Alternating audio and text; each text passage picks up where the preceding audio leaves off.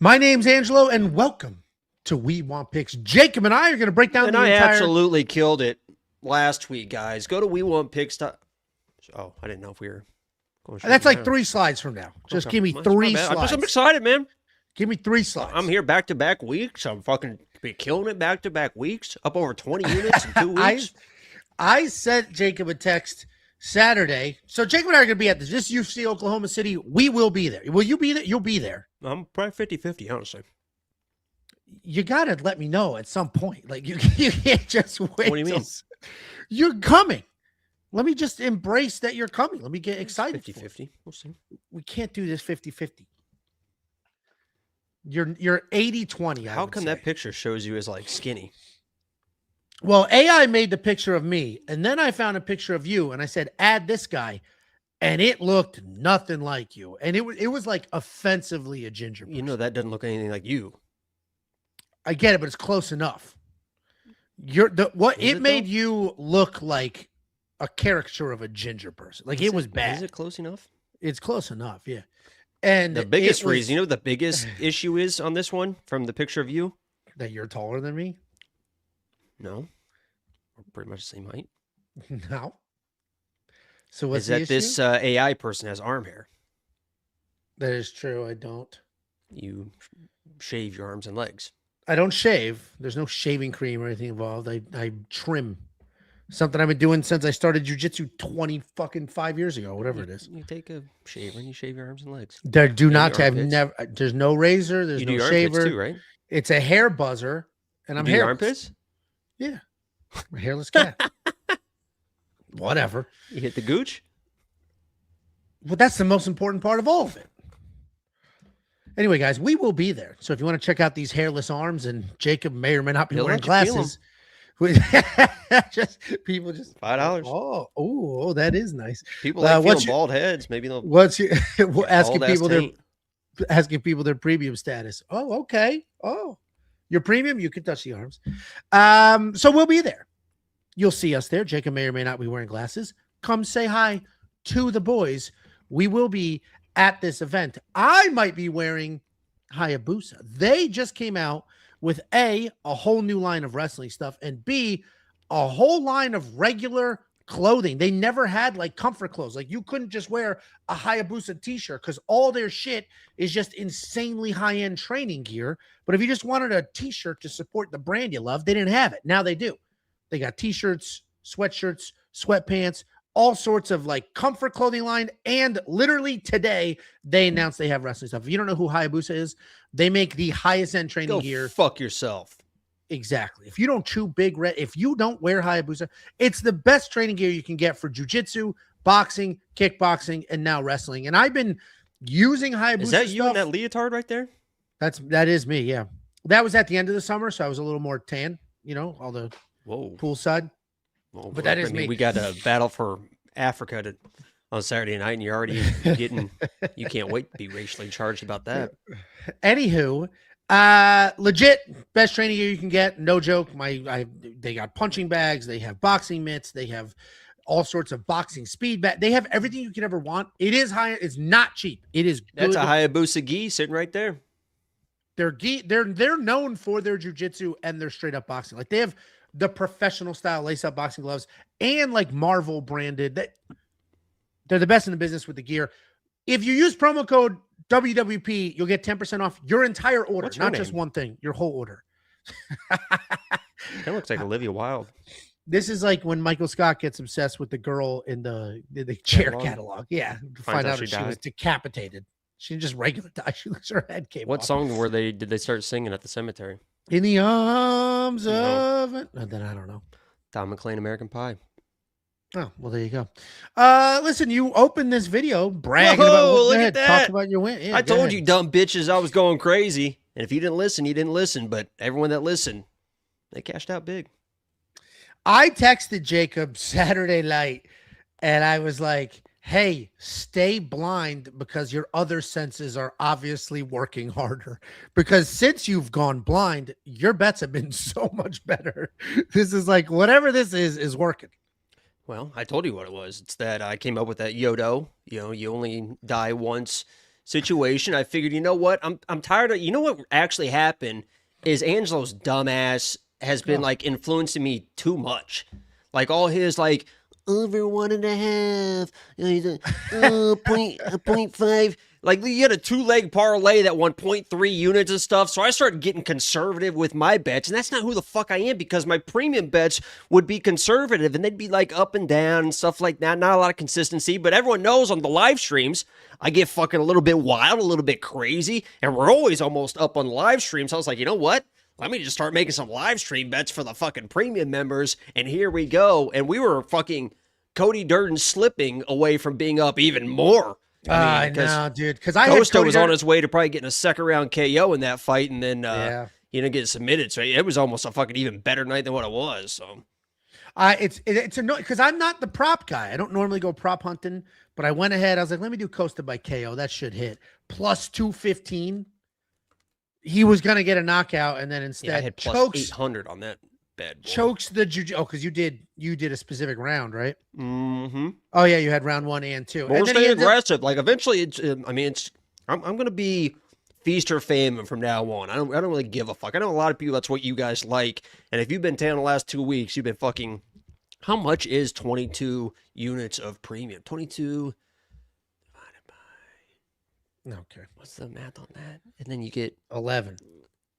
So that's a year of premium. 2 years of premium.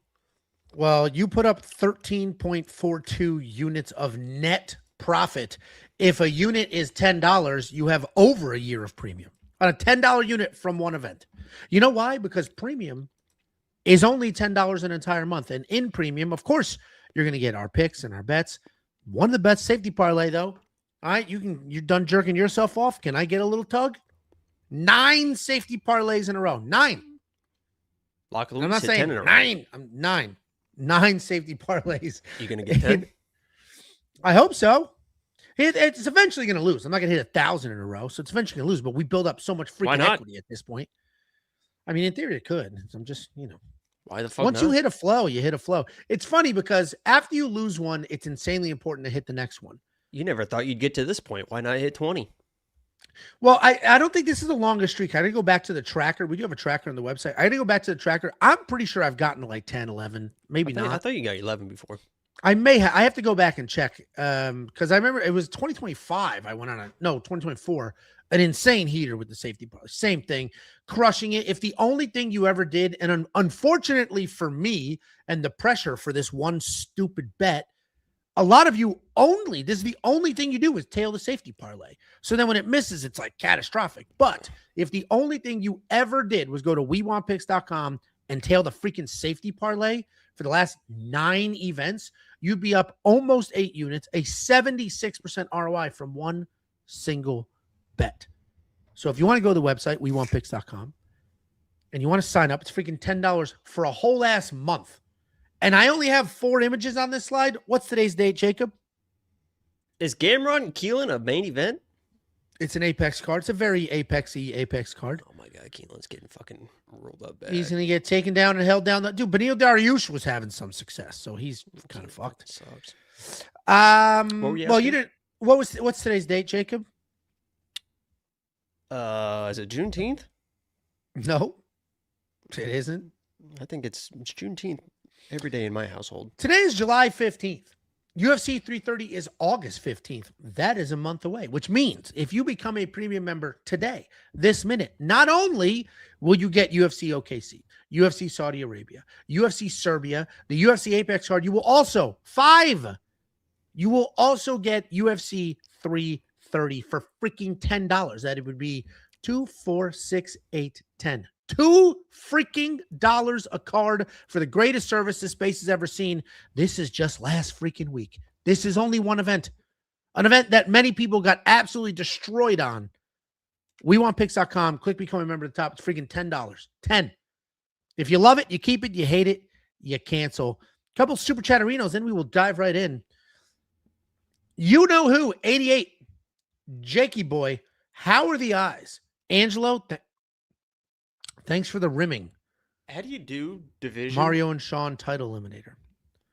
How do you do it? How do you do it like this? Long division? 5 divided by 10? Yeah, I don't know how to do. I don't know how to do long division because the answer is 2. I don't know how you get the 2 from that. Don't you do like? No, you're doing 10 divided by 5. Stupid. Why are you doing 5 divided by 10? 5 events divided by $10. I would do $10 divided by 5 events if you're trying to calculate how much per event. Flip it. Change the O to a 7. 17. Okay, we're done here. Thank you for the $4.99. He's the asking eyes how are improving. I was able to go to the gym yesterday for the first time. The initial issue is gone. Now we're just trying to get them back healthy. They're actually really dry right now because I'm on like antihistamine allergy stuff, but they are starting to improve, and we'll see if we can make it to OKC. You will make it to OKC. You will make it. $9.99 from Cousin Kev. No shirt. Is that really you, Cuz? Good for you, bud. Damn, Kev. Golly, I'll tell you what, man. I didn't because of my eyes. I haven't been able to go to the gym, and I think that was the first time I went to the gym in almost a month. I think I dropped like another like 10 pounds in like 3 weeks. It's so funny that you and I have the opposite. Yeah, some of us have the opposite affliction. don't go to the gym and they put on weight, but me, I fucking drop weight like crazy. So I went through an issue like a few months ago where I dropped like 15 pounds in like a month, put the weight back almost all the way back on, then my eyes hit. And anyway, Kev, can you pull that up again? I just want to check out that physique. Kev looks good. I only removed this. Good Del. You know what's really great? Great triceps. Triceps are 2/3 of your arms. But the upper chest, a lot of people are lacking the upper chest. But he's got the upper chest. Probably a lot of upper chest flies, maybe. Okay.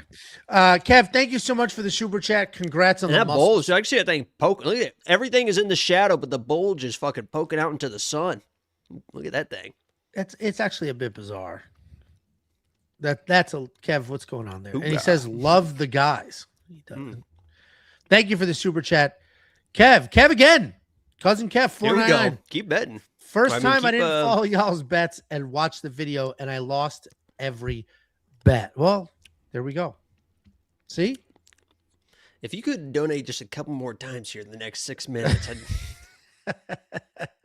Can you donate with audio instead of video?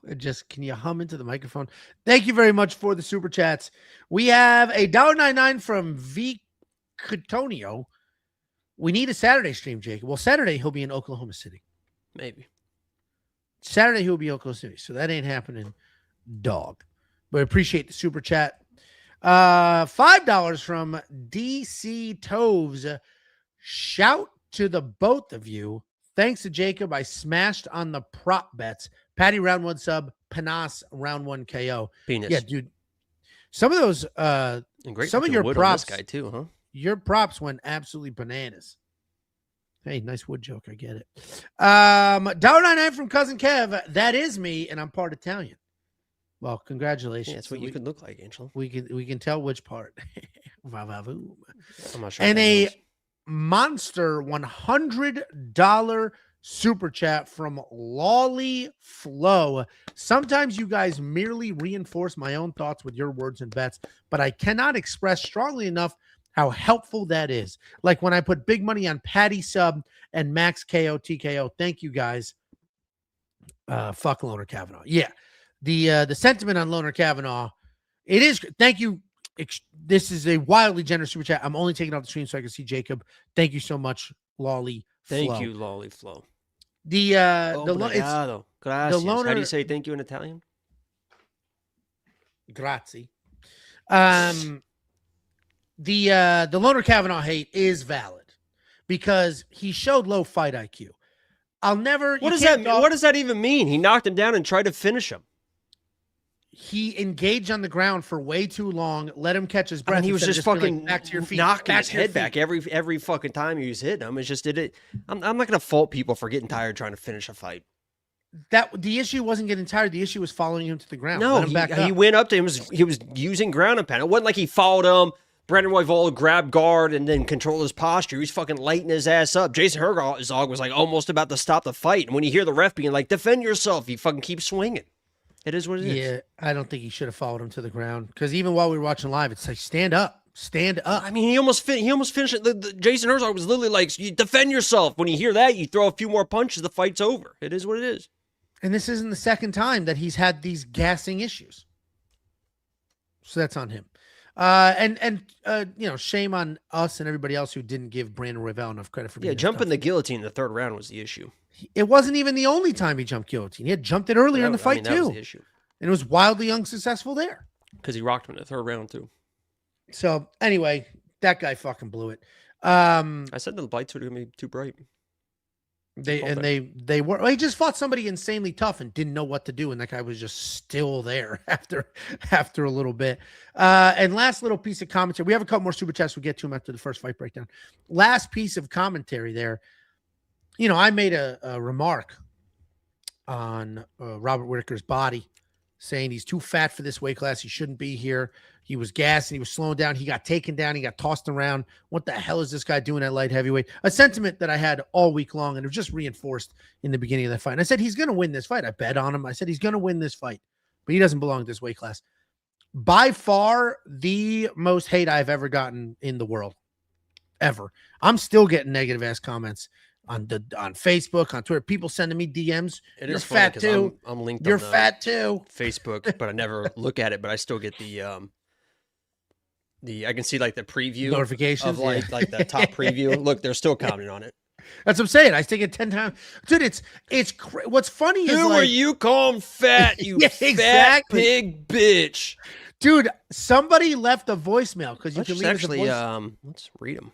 Go ahead, and I'll start reading. You can. I can't play the audio of a voicemail I got because he says the F word, not fuck, and I get a voicemail from somebody in Utah. So I assume a Mormon that is like, how dare you talk bad about other people, you fat FAGGOT. Yeah, 400 comments. Somebody said, you can't even get under the heavyweight limit talking about fat. Max says, I know you're not calling him fat. Dude, Angelo's saying this is crazy work. People went absolutely nuts. Absolutely nuts. Do you own a mirror, Tubbs? You might want to have another look. Guess this dude doesn't see himself in the mirror. Dude, ever looked in a mirror? A lot of that. The funniest part about that's Facebook. The funniest part about Twitter is almost every single Twitter comment, same vibes, like you're fat. And on top of it, the majority of the comments were, how dare you talk about people who could beat you up, right?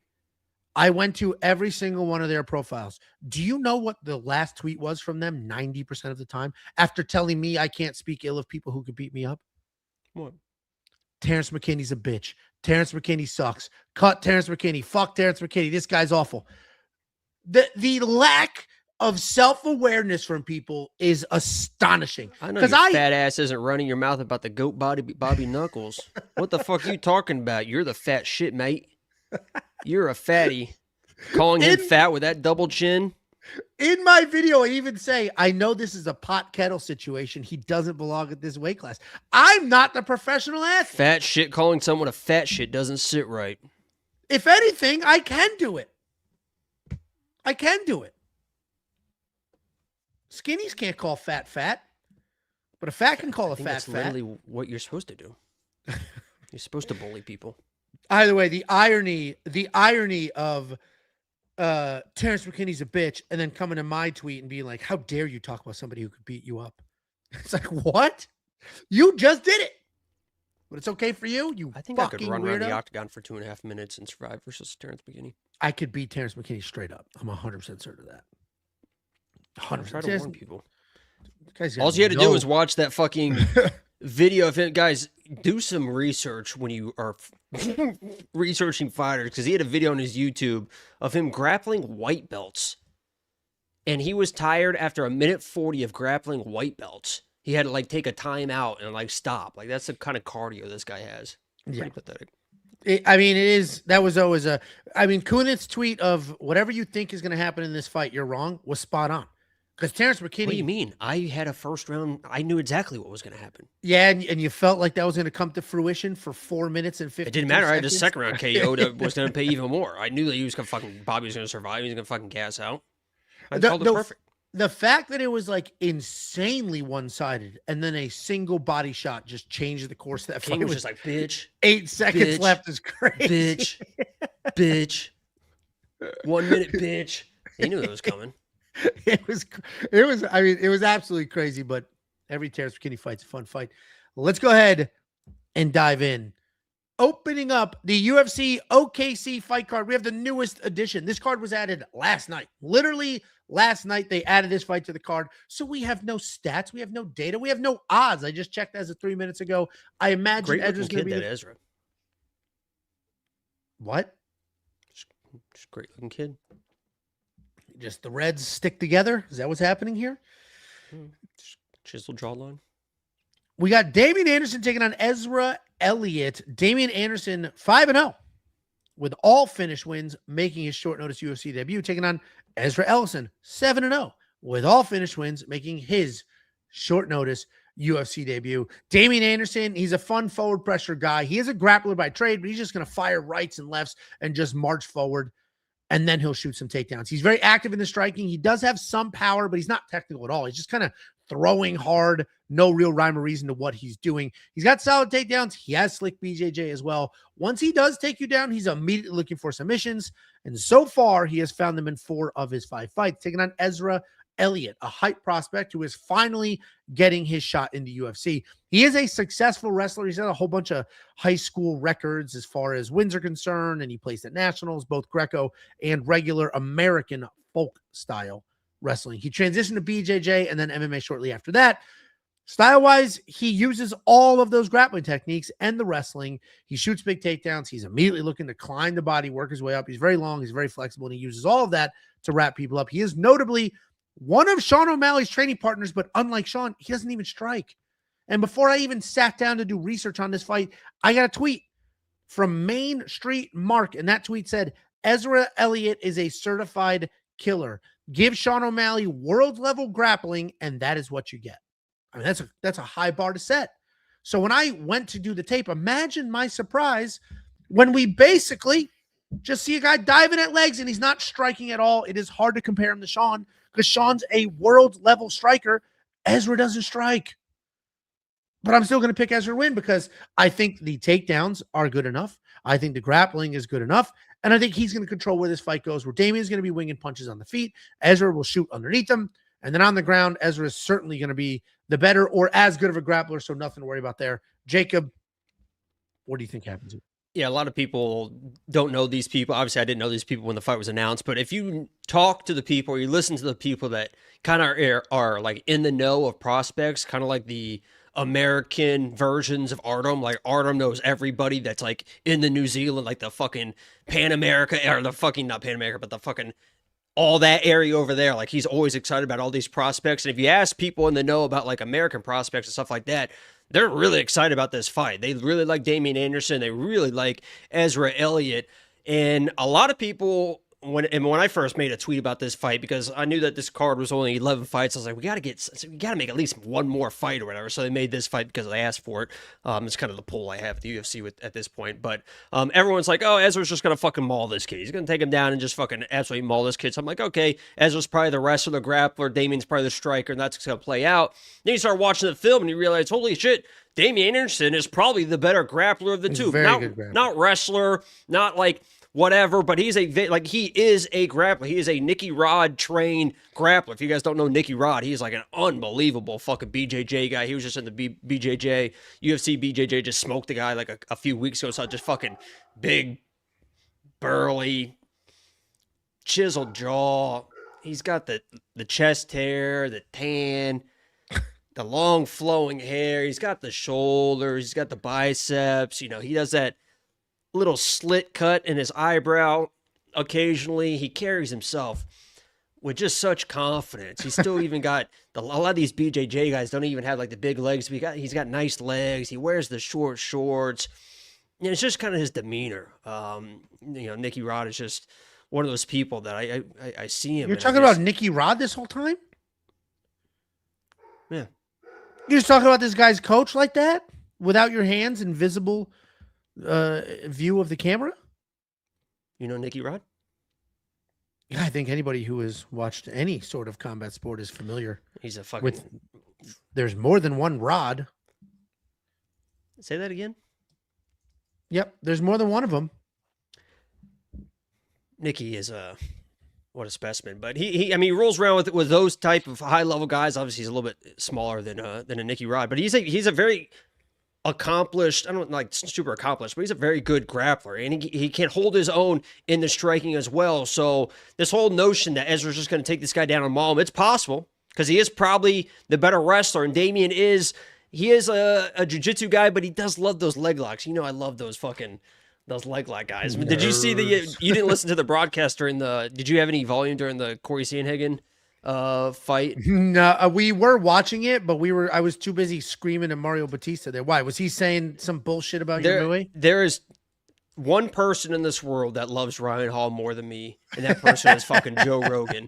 Because the second that Coria Sanhagen inverted and grabbed Mario's leg, he immediately goes, "Oh, Cory trains with Ryan Hall. Mario's in big trouble here." I was like, "Fuck yeah, Joe!" But he does like the leg locks and stuff. So, long story short, I'm going to take Ezra because he is a bigger guy. Damien's fought at 135 before this, a 145 fight. He should have the wrestling to be able to get the top position in those positions, and he should know what he's doing to be able to stay safe. I think an outside chance of a Damien Anderson submission, but if Ezra is who people say he is, he should be the bigger guy. The striking's probably 50-50, and he should just be able to get top positions in the wrestling and the grappling. So, two really, really high-level prospects, according to what people say. Both have pretty hollow resumes. Yeah. You know, you see Ezra taking people down, but it's not great people. Damien kind of sips the same situation. It just is what it is on the regional scene sometimes. But it's a high-level fight. This should be a good fight to kick the card off. I'm glad they added one more. I'm going to Ezra, and we'll see what happens. Yeah, it should be fun. I do expect some pretty fun grappling exchanges. Yeah, it's not the community pick makes sense to me. 2/3 of the people picking Ezra, but still a healthy amount of people picking Damien here. We don't have odds I think yet. that's a little bit of carryover from he's Sean's boy, you know. It could be. I mean, but that and you know what? When we get to the Tommy McMillen fight, that carryover is kind of happening there as well. But so we'll talk about that fight. Tommy McMillen. I'm not familiar with that person. We don't have bets on this fight yet because the odds aren't out. But if we do, I mean, what is happening? But what do you mean? What is happening, man?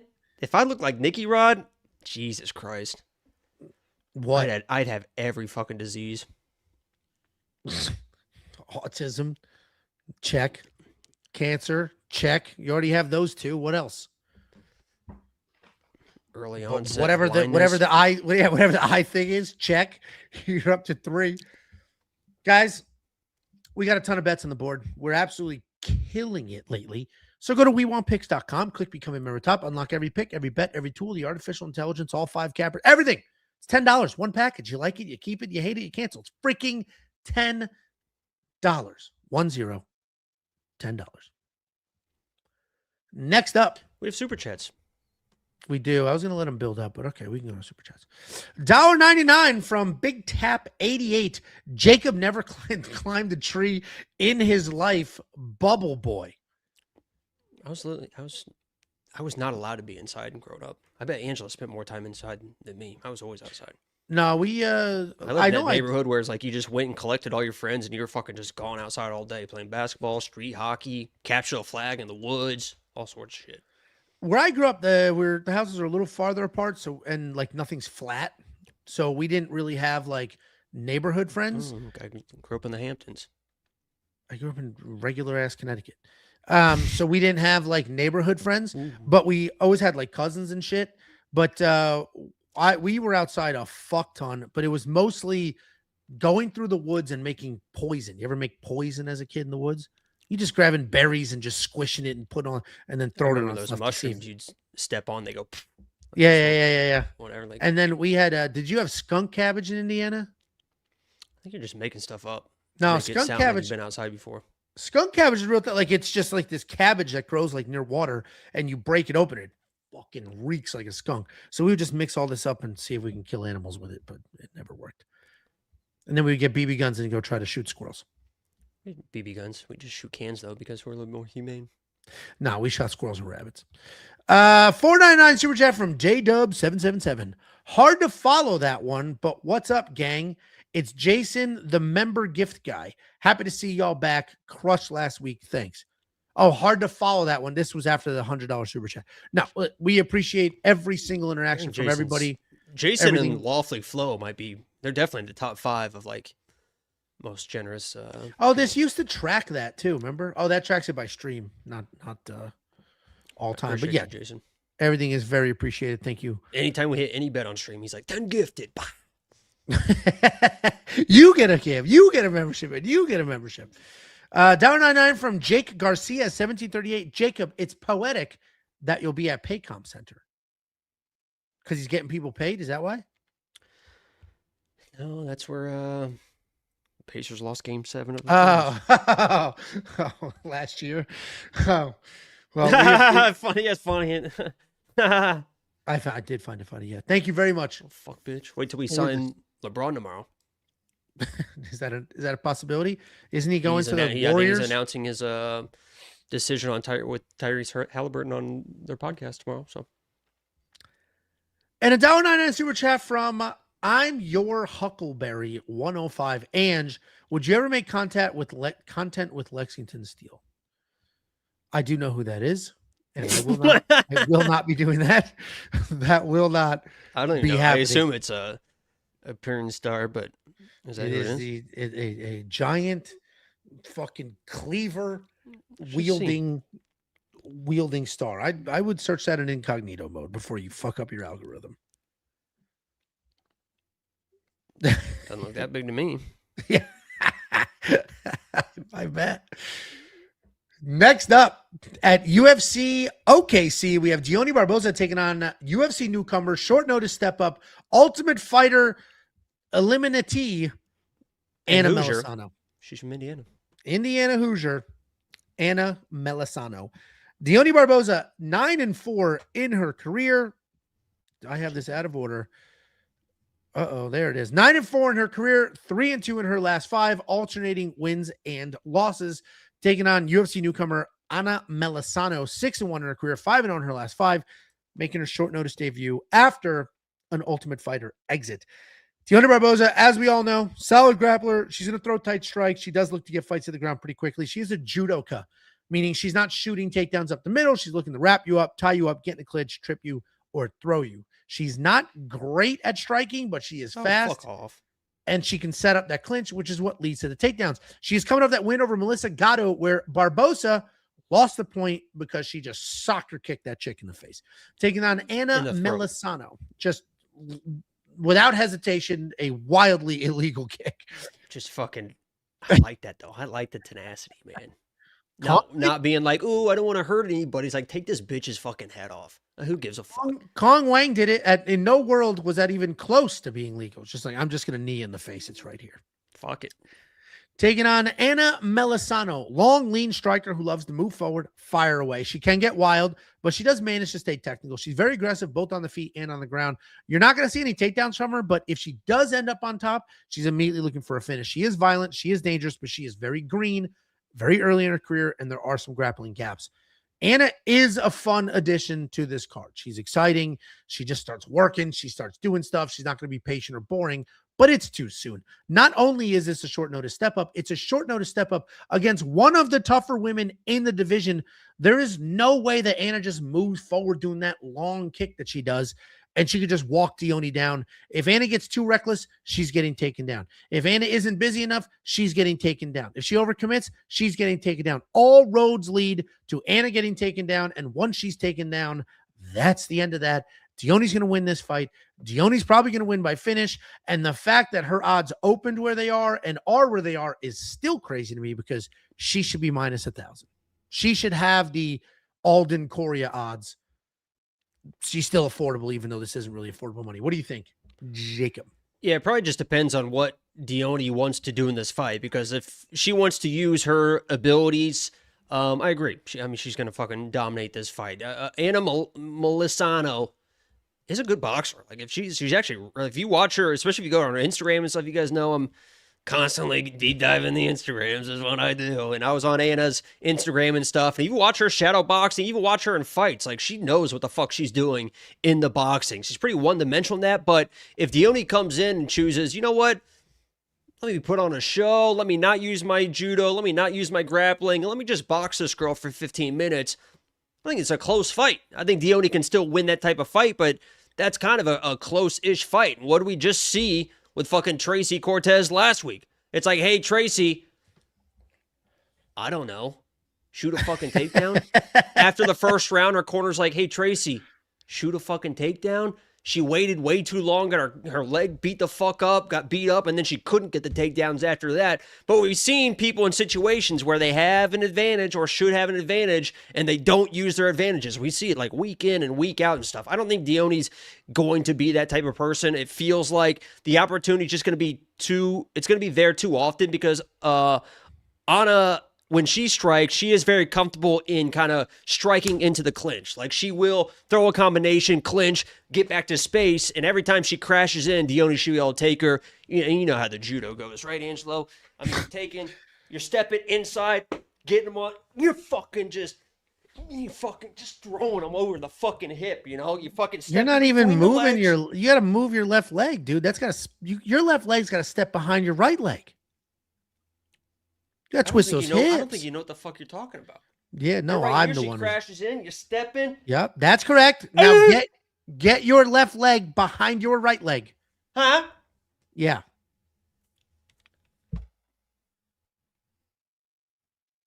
This is what we're going to be doing, okay? Oh, my God, I just pulled my whole thing out. Here we go, Dione. This is what you're going to do. She's going to be striking. Oh, no. Oh, she's striking. She's going to come in. You're going to grab her like this. You're going to step through like this. Fucking bitch. You're going to fucking grab her. Oh, God. He's not. Oh,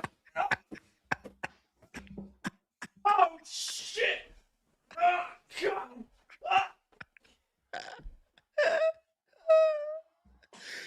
I think he lost. I think Jacob got subbed. I think he's out.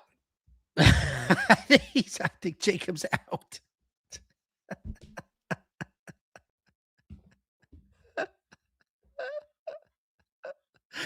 I think he's out. He's recovering. I didn't tap. Good? Did you recover? You good? I didn't tap. I got swept. We heard, we heard it. I didn't tap. The round ended. But Dione should be able to use her judo here and dominate the ground. Oh, look who's breathing. The round heavy. ended. I didn't. Look who's breathing heavy. Interesting. I was defending. I chased the finish. Okay, I lost position. I've got that extra camera. I should get one of these fucking dummies. The round ended. All right. Well, if Dione Barbosa takes a page, not that whole book, but a page out of Jacob's book, hopefully she gets a toss in and she gets it done. Her DraftKings pricing implies that she will find a finish, $9,400 in a lady fight. And I think she does get a finish. I think she has the least path of resistance to a win here. Toss her to the ground, get the submission. And I think that's what happens here. Dione's going to be the pick. I think she wins by finish. I think the $9,400 in DraftKings Fantasy makes sense. And I have a very specific prop bet on this fight, which is unlike me. So if you want to check out all round the one picks, submission plus 300, round two submission plus 500. I think you play it like that and move on. submission in general plus 100. Every pick, every bet, every tool. Don't be a bitch about it. $10 for an entire month's worth of access. All of it, $10. Who gives? It's $10. If you love it, you keep it. If you hate it, cancel. $10 for a whole month. You sign up right now, you'll have access clean through UFC 330. At the end of UFC 330, you can be like, yeah, I made my money back, or no, I didn't. We want that armbar was fucking deep. I don't know if you saw me throw that in. That was thrown in quick. I saw you throw your legs up and just fly backwards, and that's when it just slipped out. I tried to go, you know how you do it. Thumb down, thumb up, thumb down. It's up. Thumb up, and then you just tuck it and tuck what? Tuck the arm underneath the armpit. And you throw your hips up into the air and get after it. Congrats, though. That was a beautiful takedown, even without the proper Thank you. Hip rotation. Couple super chatterinos, $5 from Dylan Moore, 94.93. Will y'all have VIP tickets? I will be in attendance for the first time.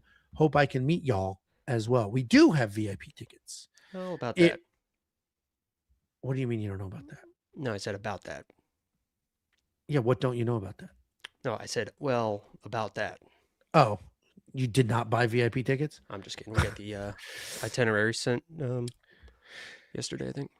If you guys don't know what VIP tickets are, it's basically just they're regular tickets, but you have access to the VIP lounge, which is free food and booze. And it's just another cool place to watch the fight. You're not stuck in your chair the whole time. And there's free food and booze. It's not much more. They are starting to get a little wise. I feel like they're adding more to the ticket price, but yeah, definitely. Because it used to be just like a couple $100 more or something. It basically used to just cover all, like you're going to spend $20 on one beer basically at all these events anyway. Like, yeah. And if you wanted food or whatever, so basically like just covered all your food and stuff. But now it's a little bit more, $500 more maybe for like comparable seats. I mean, it's going to be me, you, Casey, and Jay. Well, I'm 50-50. Me, you, Casey, and Jay, all of us will get our money's worth of the booth. It's like when we go to Texas OU together. We all get our money's worth Friday? of the booth. No? Saturday. We're not going to go Friday night. I didn't plan on it. Oh, well, you talked about it before. Oh, no. Because I got a hotel room for Friday night. That's non-refundable, so I might go by myself. Friday's non-refundable? I think so.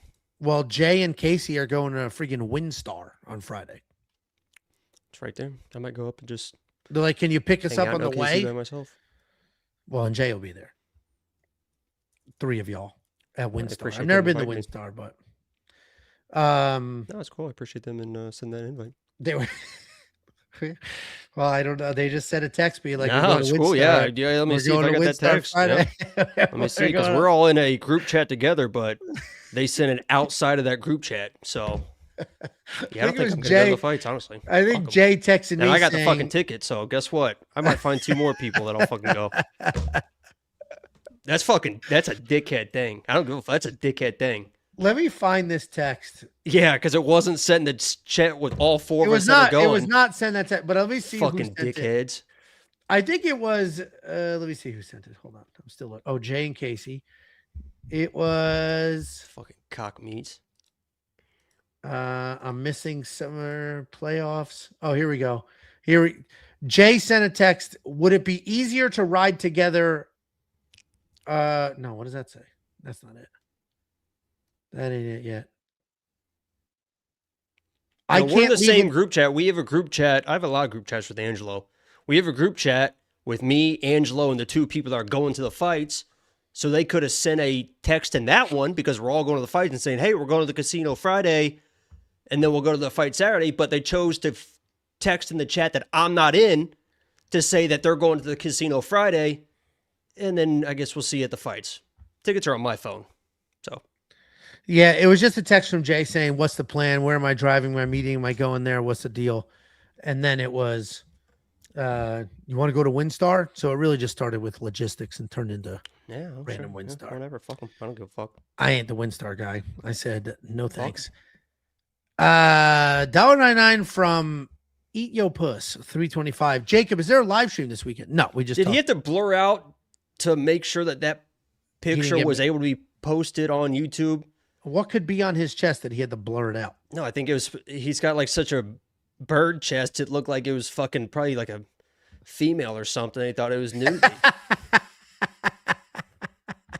Guy's name is Eat Yo Puss. He got flagged for bare breasts as a profile. It's a young boy. Thank you for the super chat. But thank you for the super chat. Next up at UFC OKC, we have Alvin Hines taking on RJ Harris. This is another short notice kind of situation. Alvin Hines, hold on, here it is. Alvin Hines, 7-1 in his career, 4-1 in his last 5. He's coming back after that suspension from the steroids about a year ago, taking on RJ Harris, undefeated in his career at 5-0, making that short notice UFC debut. Alvin Hines, as I mentioned, steroid user. He is a heavyweight. He comes forward. He throws sloppy. He's got some heavy 1-2s, and then he immediately looks to wrestle off the cage. He is slow, but he is strong and he is gritty. If he gets you to the ground, he's got solid pressure and no issues playing that jiu-jitsu game. He is incredibly tough, and he can take a beating for a full 15 minutes without slowing down. He is coming off that decision loss to Jonathan Deniz a year ago. Taking on RJ Harris. Big dude, swings like a big dude. No one is ever going to sit around talking about, wow, look at that beautiful combination that RJ Harris threw. But they will say, wow, that dude just knocked that fat slob out. And that's for two reasons. One, he does have some random power. He's swinging. Two, his level of competition has not been the highest. RJ does have some clean tech, or doesn't have clean technique, but he is big, he is strong, and he is willing to bang. He has a handful of submissions, but it's literally, go watch the tape, him leaning over because he's so freaking tall, just grabbing people's necks and squeezing it while standing one or two sloppy nonsenses on the ground. Alvin come back after a year-long suspension. He pissed hot. He had a couple banned substances in his system, but they somehow anabolic steroids. The big stuff. Yeah, they weren't just fucking oops. Yeah, he was like, yeah, I took anabolic steroids. Do you know when his suspension ended? What, like a week ago? 3 days ago, yeah. Yeah. Well, the reason he got a 1-year suspension instead of a 2-year, which is what you're supposed to get, is because they were like, he admitted it. He's like, yeah, but I took it before I was signed to the UFC, which is so funny because it's like, who gives a shit when he took it? You're the commission. The commission who issues the suspension doesn't work for the UFC. So why they care or not, whether he took it before the contract is beyond me, but they deemed it an out of competition use. He didn't take it after he signed the contract, so it's not in competition. Either way, they gave him a 1-year suspension, kind of a cupcake deal. And this is kind of a cupcake matchup. He should win this fight. Because the reality is RJ is big and he is tough, but he's not really good. And while Alvin's not great either, we know for a fact he's insanely tough. He's got great cardio and he can wrestle. So I expect Alvin to move forward, get this fight to the ground, just start working. And I assume he'll eventually break a pretty unprepared, not ready for the UFC yet, RJ Harris. Jacob, what do you think? Yeah, I mean, it probably should be like an Alvin Hines play because he is probably it's kind of weird to say, but he is probably the more technical striker. He should have the wrestling and stuff. I'm a little bit sour on Alvin Hines because of obviously the failed drug test, but the steroids pumping through his fucking veins cost me a big bet on Jonathan Deniz' first round finish because that dude was beat the fuck up in that first round. iPhone out of his face, bleeding out of his nose. Donate just fucking teeing off in this guy, but for all the fucking anabolics just coursing through his veins, he was able to withstand that and he went to a decision, which cost me a lot of money. I'm going RJ Harris here just because of principle. He is a big guy. He doesn't use range well, but he can kind of catch you if you're rushing in. And he's shown that if you're trying to wrestle, I mean, he's tall enough and knowledgeable enough to grab your neck and threaten some submissions and stuff like that. So, I mean, Alvin Hines is probably the better play. Everyone's playing him, by submission or not by knockout and stuff. I get it, but I'll just take the bigger guy to have some karma coming Alvin's way. You did steroids, so now you get knocked out karma? Sure. Is that the karma we're talking about? Yeah. I mean, I get it. And it is a little tricky because Alvin in his last fight didn't look good, but he was insanely tough. And I am basing quite a bit of this breakdown off his general toughness, but that was because he was on steroids. So maybe he's not as tough coming into this one, but kind of a sloppy heavyweight fight. I wouldn't necessarily bet this, especially not at these odds. Maybe those early odds, if you liked Alvin and you got him at plus something, that would make some sense, but not at these odds. Coming off a year-long suspension, big dudes, they throw hard, anything can happen. But we do have plenty of other bets, a shit ton of bets to be exact. Just go to WeWantPicks.com. You can check out all the picks, all the bets, all the tools instantly. A couple of clicks, only $10 for an entire month's worth of access. Next up, at UFC OKC, we have the biggest favorite on the card, Alden Coria taking on Stewart Nicoll. Alden Coria 4-0-1 in his last 5. He is coming off that decision win, taking on Stewart Nicoll 8-3 in his career, 2-3 in his last 5. He is looking for that first UFC win. Alden Coria is a busy grappler. He has a nice single leg. He snatches it. He runs the pipe, and then he starts working on the ground. What was that? He is not a grappler. He is a wrestler. He is not a wrestler. He's turned into a striker in the UFC. He is absolutely a wrestler. He's not a wrestler. He is primarily a grappler. He is not a grappler. He absolutely is. On the ground, he's busy on top. He's got good control. His scrambles are slick. Does a good job snatching up those submissions and scrambles. And while he is primarily a grappler, I'll 10 toes down, he does have solid striking. There is some sneaky power, a full arsenal of knees, kicks, elbows, and he's well-rounded, but he can be a bit too calm and a bit too hittable. He is coming off the decision win over Luis Carul. Taking on Stewart Nicoll, decent wrestler, slick grappler. When he takes you down, he has his own good control. He's always working for something. He's looking for positions. He's landing strikes. He's staying busy. He is a strong guy. He used that strength pretty well. The striking stiff. He's got nice leg kicks, though, and he's not afraid to get into an exchange. You're going to see some knockouts on his record, but those are ground and pound. He's not doing it on the feet. He is coming off his third UFC loss in a row, most recently a knockout to Alessandro Costa. And it's always funny to see these prospects come into the UFC because Stewart Nicoll came in undefeated, 8-0, unblemished record, and now he's going to leave the UFC without a single win. And it's crazy if you look at it even further because in his 3 UFC fights, 2 of them, he was the favorite. And unfortunately, he was supposed to fucking smoke Jesus. And that just did not happen. Like, hey, just watch out for that guillotine. Yeah, sucked it right up. Jesus. So he's got 3 losses in a row. He's about to be cut. I think Alden Coria is just going to be better everywhere. He is slick on the feet. He can get the takedowns. My only complaint about Alden is he's literally too calm. Like he just doesn't go sometimes and he can be hit, but it won't matter here. He should win. The odds make sense to me. Stewart's not as bad as his record. He has had some really tough competition, but unfortunately for him, this is going to be the end of the road. What do you think, Jacob? I don't think he's calm. I think he's just smooth. Like everything he does is just fucking like so fucking smooth and fluid. You saw that. If you want to see like the definition of that, see where Goulet picked him up with a high crotch, threw him up in the air, slammed him down, and Alden just fucking easily, just completely rolled through the position and ended up on top. Like the announcers were like, whoa, look at that takedown. Whoa, Alden's on top. What a beautiful roll through. Like everything he does in the striking and the grappling is so fucking smooth. He is a striker at his core. He comes out of the same gym as Joshua Van. They're kind of the same people with their striking, but he can wrestle, he can grapple, and that's going to be the problem here for Stewart Nicoll, because if he was just like a striker, Stewart could have some success in this fight. He does have good wrestling, good jiu-jitsu. He is an aggressive wrestler, an aggressive grappler. If he gets a takedown or something early on Alden, I'm not going to be crazy surprised. I'm not going to panic. Not that I have money on Alden at like minus 1,000, but I don't think it's time to panic because Alden is just so smooth and will just be patient, work through the positions, and then on the feet, if he just kind of flows with his combinations, I think this is a guy that he probably can finish because Stewart isn't like the best striker in the world. You know, the leg kicks can add up. You saw Alessandro Costa kind of did the same thing where he wasn't really chasing the knockout. The knockout just kind of found itself with that nice liver shot. He made the read on the overhand right because Stewart just kind of has basic striking. And if he can't get the takedowns, the control, or even like an early finish because his cardio isn't great either, I think he's probably in big trouble. So, and I know a lot of people are probably eyeing this minus 1,000. I see people in the chat being like, I got to take a stab at Stewart at plus 700. It's like, you know, if I'm taking that, I probably just play like an outside, like what's his fucking, let me look. Pause. Pausing.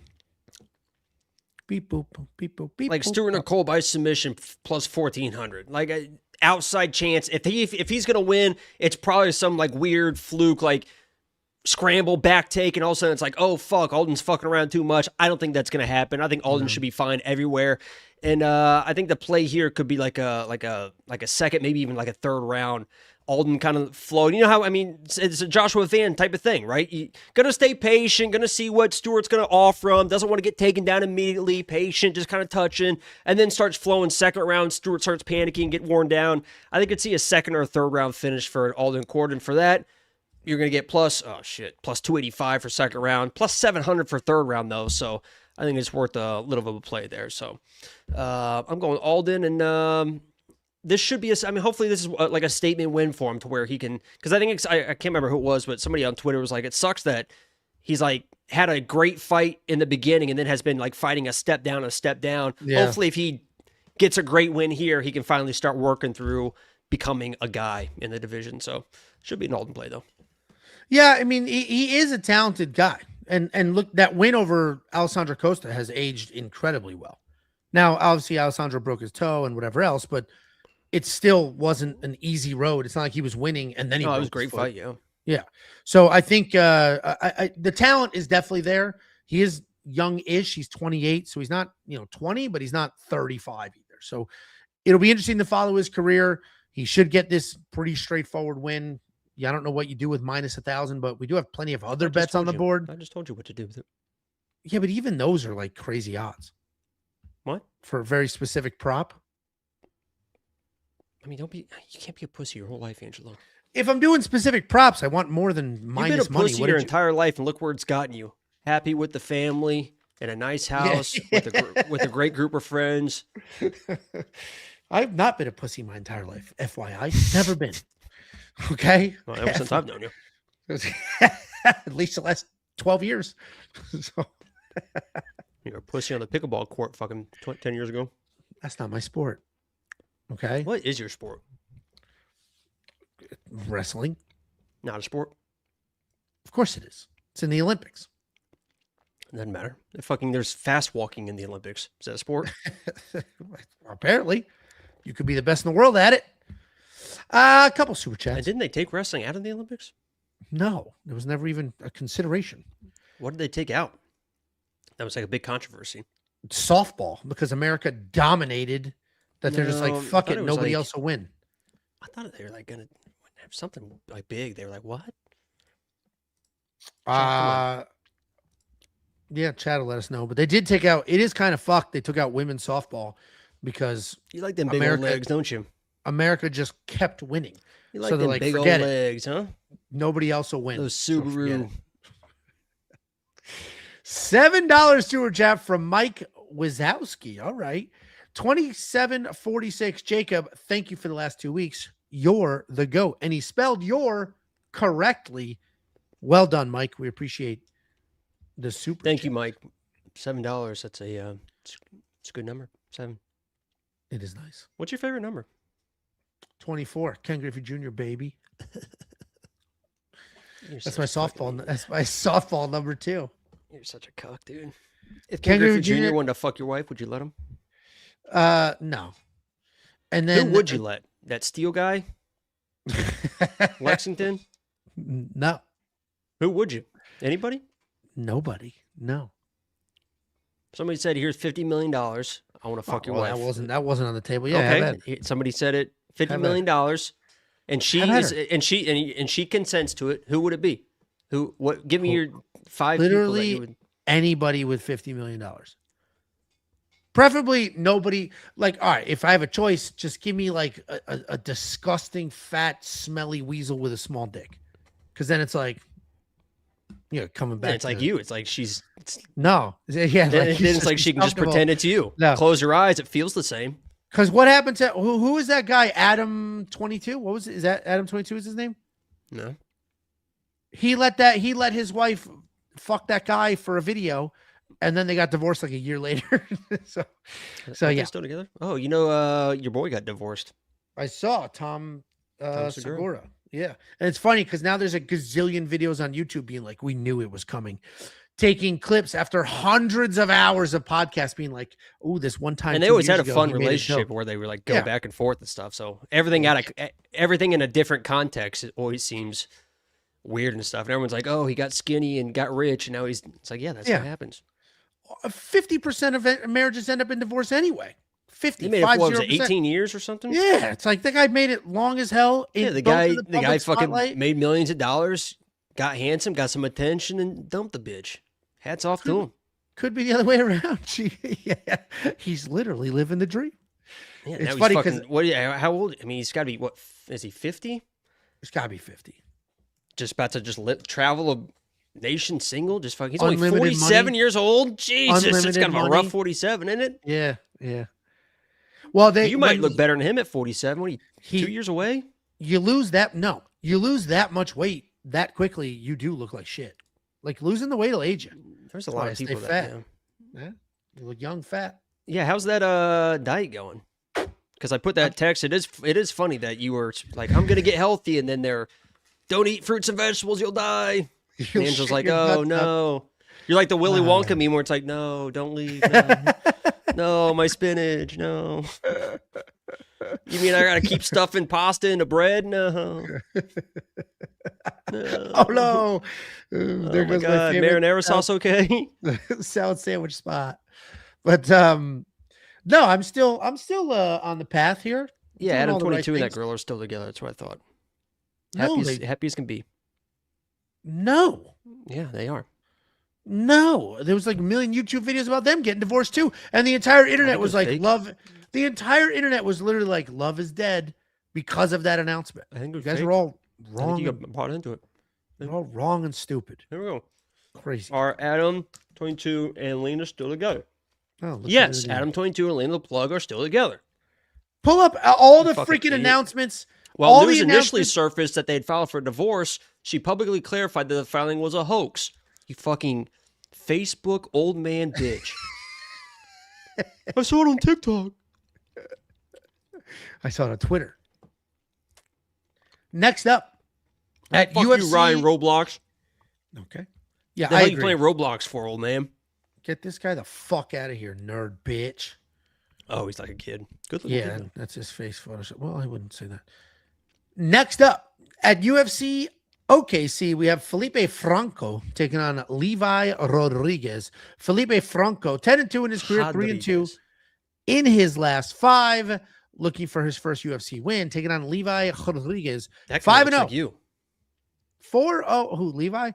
5-0, 4-0-1 in his last 5. He is coming off a failed drug test. Felipe Franco, he's a grappler. He wings punches like crazy. Then he'll shoot takedowns, and then he'll just chill on top. He has finishes on his record, but they're mostly against absolutely horrendous competition. He's got solid control when he is on the ground with good pressure. His striking is pretty bad, but he does throw hard. Physically, he is a beast.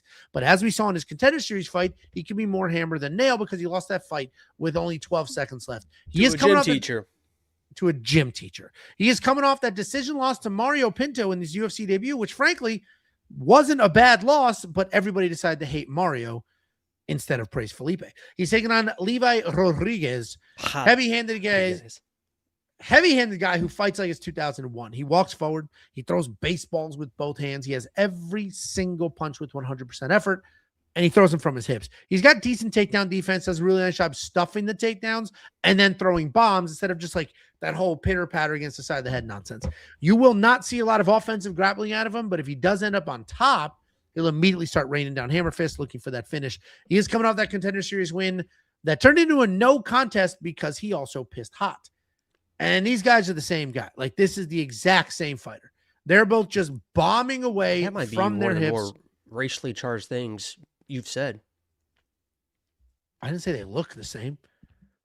I mean, They're pretty the much. same. They both just throw bombs from their hips. They both have only beaten regional bums, and there's no way possible you can do the tape study, watch the breakdown, do the research, and be like, I am confident in this guy to win. We cannot be confident in either one of these guys. They're You both bet trying- one of these guys. because of how massive of an underdog he was, and he has the wrestling. They both just throw punches from their hips. Felipe Franco will actually wrestle, so I'll take the guy who will shoot offensive takedowns, and I got him at plus 160, and I did a quarter of a unit because I got over vasectomy, so I don't quite have the nuts to lay down a little more than that. But I have two guys that are bombing from their hips. One of them will shoot takedowns. One of them won't. I'll take the guy who will attempt to takedown or two. What do you think, Jacob? Yeah, there should be a better fight for Felipe because the Pinto fight, Pinto was supposed to be like this highly touted prospects and stuff, but that was a heavyweight too. I mean, if I think Felipe weighed like 227 for that fight, and Pinto was like 250 fucking 2 or something, so it was like a 30-pound weight advantage, and he did kind of hold his own. That was more about like Mario not doing fuck for shit, but he did look better than his, the Contender Series fight where that was pretty fucking pathetic because he was supposed to be like this unbelievable grappler coming in. I think he's a guy that trains with Jailton Almeida, and it was almost kind of like the same thing. Like once a takedown couldn't get a finish, it's like, all right, I'm gonna head home, that type of situation. And I did say, we always talk about like the regional records and hollow records and stuff. I did look at Felipe Franco's record because it stood out to me. It's pretty funny. His regional wins are against Douglas. His last regional win was against Douglas Santos, 1-1. And that was the first fight that he fought in 10 years. So he hadn't fought in 10 years. Fought Felipe Franco. Franco smokes him. Wait, previously 10 to years? that, Oh, that guy. Never. I'm sorry. yeah. Previously to that, there was a guy that was 10-7, He was 41 years old. Previous to that, a guy that was 0-0, a guy that was 0-1. He beat a guy that was 19-16. Looks pretty good. That guy was 44 years old at the time of the fight. Before that, 0-0, then an 0-2 guy, then an 0-0 guy, then an 0-2 guy, then an 0-5 guy. So you want to talk about one of the most hollow regional records. He's supposed to be a good wrestler. He's supposed to be a good grappler. If he gets a takedown, he has some success. I get it. But Levi Rodrigues is a big guy. He seems to know what he's doing in the grappling as well. Obviously, he kind of wants to get the knockout. Felipe kind of wants to get the takedown, even though Felipe can throw hands as well. But I think this is probably going to be a situation where Felipe is either going to get a takedown and find some weird submission the first round, or he's going to start fading, and Levi Rodrigues is probably going to start taking over second, third round, maybe get a finish as well. So, you want to take a shot at a Felipe Franco. I think it's better just to play like a fucking first round, second round type of play, and kind of move on with your life. Felipe Franco round 1 is plus 550. Fucking round 2 is plus 800. Sprinkle on a couple of those and just kind of go on about your day. But if you want to be somebody that doesn't feel good about either people but still plays a money line on the fight, you could be that person too. Yeah, I mean, it takes all kinds to make the world go round. You saw 90% of the money at UFC 329 was on Conor by KO. So yeah, there are a lot of people out there just betting wild shit that'll never happen. I mean, that kick almost landed. People talk about that kick, but I mean, that was fucking. They've been drilling that for months. Isn't that a wild thing to say? Yeah, we've been drilling that. We've been working on that for months. It's like, what? What are you talking about? You said, let me get this 38-year-old guy to try to do some of the most athletic shit he's done over and over. What's the point? But they did. We're in a weird situation here where I got really good odds on Felipe Franco, so I bet it. The odds right now are not nearly as good, and I don't necessarily know if he's worth a stab at plus 135, but I do think he gets it done. But we have plenty of other bets on the website. Just go to wewantpicks.com, click become a member. It's $10. Full access to everything, every pick, every bet, every tool. It's all right there for $10 instantly. wewantpicks.com. Real quick, I was saying Rodrigues. You said, no, it's Rodrigues. When I was managing fighters, I managed this guy, Rafael Diaz, an American top team guy. We had fights. It was a Bellator event and he was fighting on TV portion of it in Hollywood, Florida at that Hard Rock there. So he went to go do the media day stuff. And they're doing the interviews for all the promos and the interview. And he's like, all right, just, say your name, whatever. And he's like, I'm Rafael. And they're like, no. All right, say your name. Like, clearly, I'm Rafael. No, why? You're giving give me an Rafael, give me an R. And he just couldn't do it. And they kept trying to get him to do it. And then eventually I was like, I don't understand. That's how he says his name. What is the issue here? Just let him say his name the way he says his name. They didn't. They made him do it until he said Rafael with an R. Thank God we told that story. Oh, you just tried to do that shit to me. So same what? Fucking energy. What do you Next mean? up, I tried. What? Explain that. Every story I've ever told is entertaining. It's got no punch at the dickhead. end. You just trying to correct the story was pertinent because you just kept trying to correct how I know. Why'd you tell? You could have been like, I had this fighter that his name was this, and then boom, and then it's over. But you were like, I had this fighter, and we had media day, and we were at the Hard Rock, and then like the I was explaining is like the exact. If you were on Kill Tony Hinchcliffe would tear you the fuck. Like, get to the fucking point, buddy. Oh, Tony Hinchcliffe wouldn't like my story. Gasp. Ooh, you better be careful. Gasp. Oh my goodness! Careful. You're lucky Michael Lair's not here. That is true. I got more hate for calling Robert Whitaker fat than I'll ever get for anything I ever say again. Bunch of fucking weirdos flipping out over. Like, it's crazy. And it's all anonymous profile pictures too. How about you show yourself before you say something about somebody? I did. You do the same. Next up, at UFC OKC, we have Seok Ko taking on Jean-Paul Lebosnoyani. Seok Ko, 13-2 in his career, 5-0 in his last 5. He is on that nice little 6-fight win streak, taking on Jean-Paul Lebosnoyani. Why are you adding a fucking S in there? Lebosnoyani.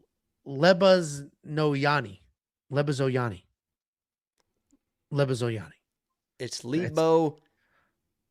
It's Lebos no Yanni. Lebos no Yanni. The way I say it, Jean-Paul Lebosnoyani. I do add the S before the B, and then I remove it from the end. Lebosnoyani sounds much better than what the Jean-Paul Lebosnoyani. Lebosnoyani. We got JPL. JPL 10-2 in his career, 5-0 in his last 5. He's coming off that first UFC win. Seok is a heavy-handed striker. He can work in some takedowns. He is stiff as hell, but with that stiffness does come power. He's not very fast, but he is powerful. Everything he throws is heavy. Half the time it's wild. He's got decent sprawls. If he is taken down, he doesn't have much to offer. He's a fun guy to watch. He can certainly find power in any exchange. He's got that weird stance that does leave him open and can be frustrating for people, but it also can get him taken down. He is coming out of the decision win over Phil Rowe, where he had really nice offensive takedowns and some solid control. Taking on JPL. This guy's a grappler. Worst fights I've ever watched in my life. Phil Rowe lost to both of these gentlemen in his last fights and then subsequently lost his job. JPL, a grappler. He's going to have an incredible knockout on the Contender Series. So you're going to convince yourself he's a striker, but he's not. He's a grappler. His striking style is busy. He cuts a lot of angles. We have seen that random big power from him. He spent the majority of his career at lightweight, but he is now at welterweight. His grappling is very solid. He can snatch up submissions and scrambles. He's always looking for something, but the takedowns, they're not spectacular. At least they're not clean. He's got good forward pressure, big strikes. He can be snapped back with a simple jab. And even though he beat Phil Rowe, we saw Phil Rowe light his head up exactly like this with that jab. Ko should win this fight, so he's going to be the pick. I think he's the more complete fighter of the two. I think his takedowns are better. I think his striking is a little better. I think he's a little more composed. I do think Jean-Paul just has more just raw power, and there is a chance that he can land, but I don't expect Ko to be hanging down the feet long enough to even get caught in some bullshit. He's had success wrestling. I think he goes back to the wrestling, and I think he wins this fight. I don't know if I love the minus 200 odds here, but I do think Ko gets it done. What do you think, Jacob? Yeah, I'm kind of leaning on the side of what I'm seeing kind of on X in the stratospheres of MMA talk about this being kind of a close fight. I could see that as well because, you know, I think JPL is I think he's a more dynamic striker. He can kind of mix things in a little bit more. And Ko's kind of gotten away in his last couple fights, or just kind of bullying people. He was able to bully Elliott. He definitely was able to bully Phil Rowe. That was fucking absolutely pathetic of a performance from Phil Rowe. I was at that fight being like, come on, Phil. And then after the second round, I was like, well, if he doesn't give a fuck, I don't give a fuck. I'm not even going to root for this guy anymore. Got taken down immediately and just fucking laid there. But Jean-Paul's going to make him work. He's going to make him work for the takedowns. He's going to have some pressure in the striking. He's probably going to land some strikes. As you mentioned, Ko's kind of got that split karate stance, hands low, will just kind of lean back out of shots. And if you are throwing kicks and stuff, that's kind of how to reach those guys. They're just kind of leaning back. And Jean-Paul has shown that he can throw some decent kicks. I mean, you mentioned the head kick and all sorts of stuff. So this could be one of those situations where everyone's putting Ko into every parlay and stuff like that. And, you know, we always say there's always that one. You know, last week it was Loner that kind of fucked it up, and we'll see who it is this week. It could be in Ko. I got to go Ko because I think he probably is a little bit of a better wrestler. And he showed, like, I think this guy might be fucking juicing or something. This guy didn't get fucking tired. Like Elliott, he wasn't like hardly tired at all. Phil Rowe, I know, didn't make him work like a ton, but he wasn't even breathing hard after that fight. And Jean-Paul, once he started to get hit a little bit, you saw him in that Phil Rowe fight kind of slow down. But the very first grappling exchange, you've talked about it in fights before, like who gets the first takedown and stuff like that. The very first grappling exchange, I think, is going to be very important for this fight, especially if JPL can get the first takedown. I think it's going to really help his confidence and help him build into the fight. And if he starts failing him and he's getting takedown, I think it spells some trouble. So I think you're going to know how this fight's going to go early. If Ko's on top of this guy 2 or 3 minutes in the fight, he's probably gonna roll, but could be closer than people think. I gotta go Ko. I think he's gonna have the wrestling advantage and can do enough with that kind of split stance, weird stance in the striking. So I gotta go Ko, but JPL's no kind of pushover. He's a tough dude. Yeah, I agree that this fight's certainly going to be closer than those odds indicate. Having a 2-1 favorite here is a little bit surprising. They're both on nice win streaks. They both can do different things well. It will come down to who can execute their game plan. But I was surprised to see the opening odds more so than the current odds, because the current odds tightened up a little bit, and people tend to just look at odds and trust what they see. But this was opened at minus 250 on Ko, and I don't know what they looked at. They're like, yeah, for sure, this guy should be more than a 2-1. Well, I mean, common opponent. I mean, Phil Rowe didn't fucking move when Ko took him down, and when Jean-Paul was taking him down, Phil Rowe was back to the feet. He was touching him up, and I think that was a little bit of a different demeanor. Phil Rowe, like I think even though it was the same fighter, I don't really think it was the same fighter. But I mean, if you're an odds maker, you're looking at common opponent. I mean, Phil Rowe landed like 4 strikes in that fight versus Cole. So Yeah. that's probably why.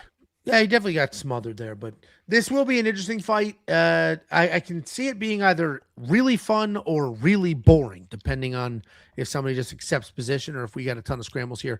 We do have some bets. I don't know if we have a bet on this fight specifically, but we got plenty of bets on the board. You can check all those out now. Just go to We Want Picks and click Become a Member at the top. It's $10. $10 worth of access will give you this card, the next 4 fight cards, and that will include UFC 330. That is Islam versus Ian Gary. We want picks.com. We have a $2 super chat. And from Anthony 4523, Messi, the GOAT. He scored a goal in that game, huh? The semifinals game? He did not score a goal. He had the game-winning assist. Oh, assist. But I put a here's the one that I fucking $49 to win $280. I put that in stoppage time. The second that Argentina scored and they put up 9 minutes of stoppage time, Argentina was plus 550 to win in regulation, which is stoppage time. I was like, oh my God, they're probably going to score again. Placed a plus 550 on them to win in regulation. They scored in stoppage time and I cashed out. It's a great fight, or a great little, what do they call those, matches? Matches. I think they're called soccer. They're not called soccer games? Yeah, I think they are matches. By the way, now we got Spain and Argentina. Who you got? I don't know shit about shit. But did England lose to France? Or sorry, France lost to England, and then now it's going to be. Oh, they didn't play. England just played. Argentina beat England, and who did Spain England beat France? Oh, Spain beat France. Oh, that's right. Okay, because now it's going to be England versus France for third. They do a third place game. Yeah, I was watching after that Argentina. They do. After the Argentina game, they were explaining it. So they do a third place game. Oh my God, soccer's a fucking worst third place game. It's still the best in the world. Third place isn't crazy to do. Christ. It's a real bracket. It's like a wrestling bracket. You get wrestlebacks. Third is harder to get than first in a wrestling tournament. In a wrestling tournament. Because it's not hard, like it's a harder road. Because you could lose early and you're just in the wrestlebacks, just grinding. Losers bracket? Yeah, the losers bracket has more matches and you're just grinding. You know, what's funny is my and I don't like to bring this up. I know you talk about your accolades all the time and stuff like that, but I was all world Hoop It Up and Gus Macker, which is all world, by the way. So it's the entire world. But it's funny that in both of those tournaments, we lost the very first game of both those tournaments. So we had to play like the entire game after game in the losers bracket to go all the way back to the championship game. And in both tournaments, we played the same fucking team first, worked our way all the way back to play them in the championship game, and fucking lost to them again in both tournaments. All world. The entire world, guys. Gus Macker and Hoop It Up. That's the kind of athlete I am. World, Craig. Next up, at UFC OKC, we have the featured prelim of the evening. We have Jose Delgado taking on Austin Bashi. Jose Delgado, 11-2 in his career, 4-1 in his last 5. He's coming off that bounce-back win over Andre Fili. Taking on Austin Bashi, 14-1 in his career, 4-1 in his last 5. He's coming off his own bounce-back win over John Giannis. Jose Delgado is a rangy striker. He uses kicks to stay on the outside. When he comes in, he fights inside the pocket with that Mike Tyson-style upper body movement. He's constantly dipping, constantly popping, and then letting his hands go. He can grapple as well. He's got solid takedowns, good ground and pound. Takedown defense definitely has some holes in it, though. He's got great power. He will take chances with some spinning techniques. Overall, he's a well-rounded kid. He's got a whole bunch of finish wins. And he is coming off that split decision win over Andre Fili, where he was taken down, but he led the striking. He's taking on Austin Bashi, 23 years old, but 13-1. He's got a wide array of wins. He's a very good striker. He's a very good grappler, all around very solid. He's definitely a better grappler than he is striker. He's got some very real takedowns. He has no problem shooting in the open mat and then reshooting if he misses. As soon as he's tying up, he is working for a takedown. But he has no problem pivoting to a submission if the opportunity is there. He'll grab a single, run the pipe, you hang your head, he'll snatch the head, and he's working. He is coming off that first-round submission win over John Giannis. Listen, this is a tough fight to pick. And I did this whole breakdown on the quick pick video for Sunday, but I do think where this fight is happening will matter because I think Austin Bashi will get takedowns.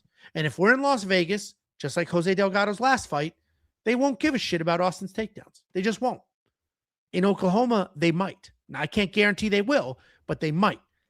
And if we just take Jose Delgado's exact last fight and move it to Oklahoma, there's a possibility he loses that fight and they give it to Andre Fili because of the takedowns. And Austin Bashi is a much better wrestler than Andre Fili is. And he's just going to start shooting immediately and then reshooting and grinding. And he's tough as hell. I'm going to pick Austin Bashi here because I do think he will get the takedowns and I think he will get the control. But if you are squarely of the mindset that takedowns don't matter, which I know most of you are in that category, but you think the judges are also of that mindset, then you got to go Jose, because Jose, I think, is the better overall fighter, certainly the more dangerous, but Austin is such a good wrestler. He is definitely going to get this fight to the ground. Jose's takedown defense is not very good, and if Austin gets into the ground enough times and racks up some wins, we get a commission like Oklahoma that doesn't deal with high-level MMA very often at all, they might go with the old-school scoring, give it to Bashi. Bashi's going to be the pick, but no bets here because this guy has, I mean, when he fought C-Rod, and Artem bet his life savings on Austin, that was a tough night out. What do you think, Jacob? Yeah, that was a tough night for me as well, Angelo, because I got fucking flipped off by C-Rod because of Austin Bashi's just absolutely embarrassing performance. I was taunting C-Rod before he made his walk. We were at the Apex. All of a sudden, I'm sitting there minding my own business. And by the way, taunting wasn't, I didn't even say anything to the guy. All I did was give him a little, guy can't handle a little thumbs down. I'm just, he's like 20 feet away from me, got to make his walk. I'm just standing there looking at C-Rod like this. Gets in the cage, waited until he was about, like, what was it, second or third round? I think it was like in the third round, so he knew he was going to win the fight. Looks at me and just gives me one of these. And I was like, I'm just sitting there. I wasn't even taunting him during the fight or anything. I was just sitting there eating some fucking, probably some chicken and rice, some fucking, what's the best thing you've had at the Apex there? You've kind of been through it all. Some shrimp. There was sausage. No, it might have been the shrimp. Gumbo. I think it was the gumbo. There was something with seafood in it that I was like, this is pretty good.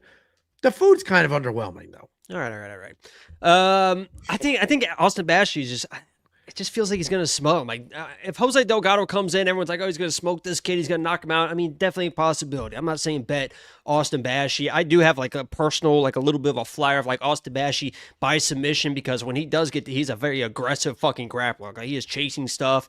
He is a gi, no gi, I think it's brown belt, but still like high-level world champion type of guy, been to tournaments and done that type of stuff. And Jose Delgado has shown that he can kind of slow down. He's got some good pops and good range, the knees and all this stuff. And he's a tall guy and a long guy, and I get all that stuff in the first round.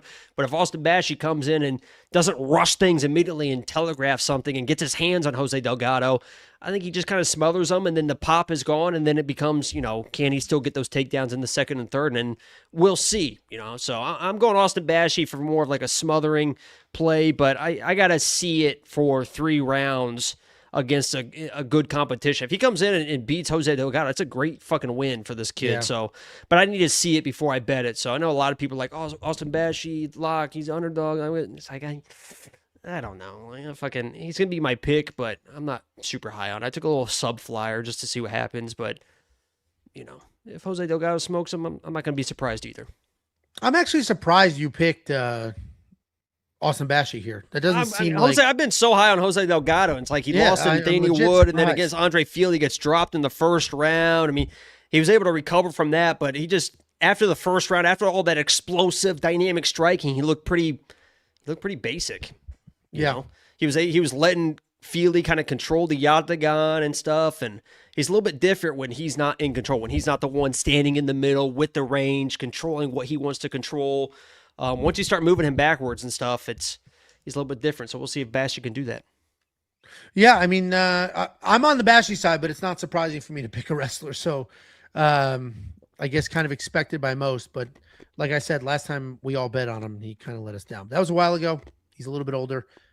And we don't have bets on him this time. Shape. I don't know if you've seen the fucking shape he's in.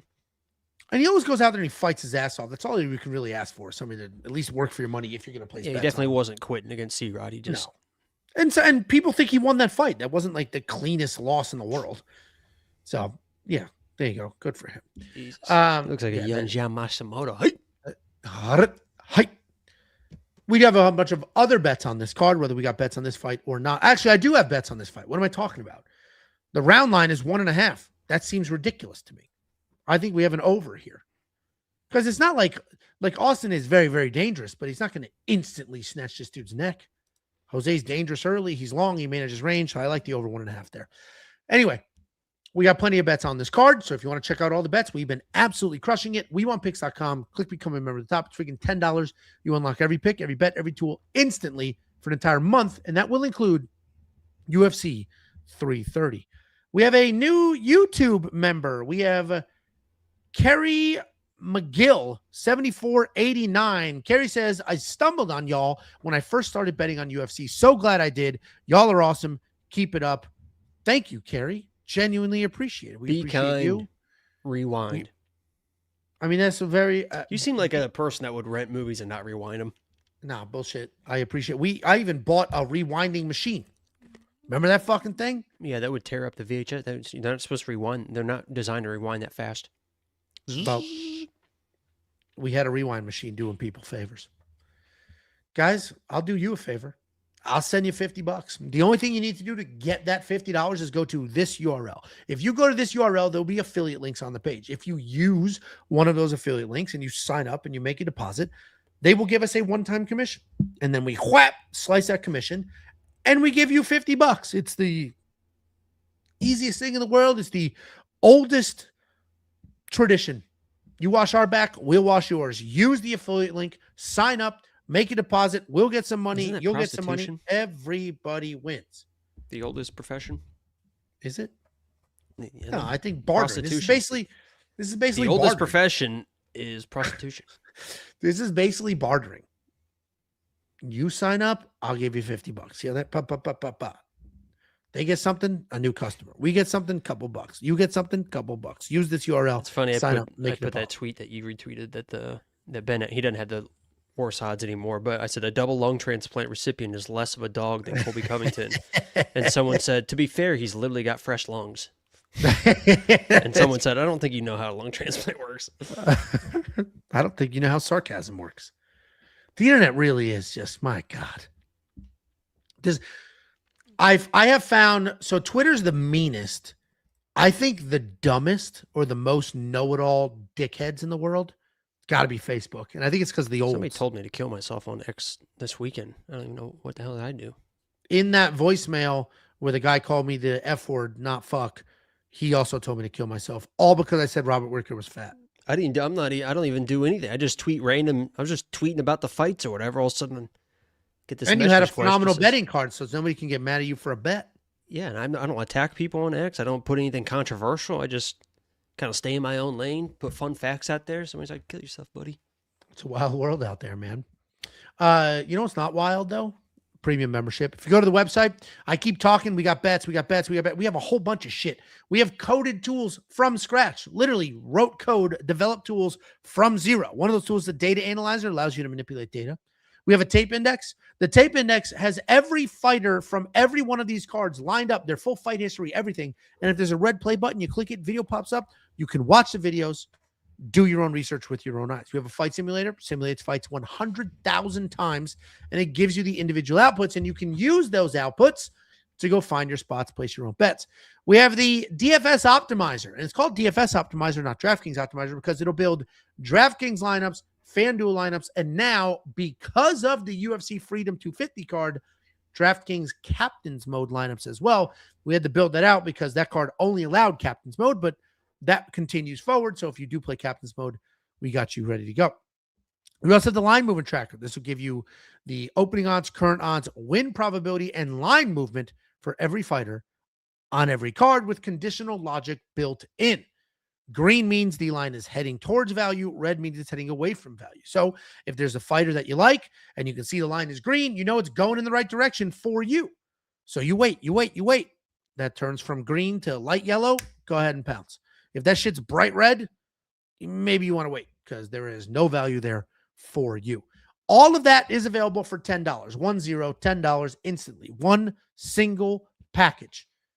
$10 a month. Unlock every one of these cards and UFC 330. WeWantPicks.com. Quick become a member at the top. If you love it, you keep it. You hate it, you cancel. It's freaking $10, you bum. Let's open up some cards real quick. You ready to open up a card or two? Yeah, sure. My eyes are killing me. Uh-oh. Sorry. We only have 5 fights left, so let's go ahead and open up a card. Let's go here. We will go here. All right, ready? Here we go. We got 2 card packs to open. This is from money's in the account. collectibles.com, like $30. Okay. We got to go. We got to hit this big one. We got to start off with a banger.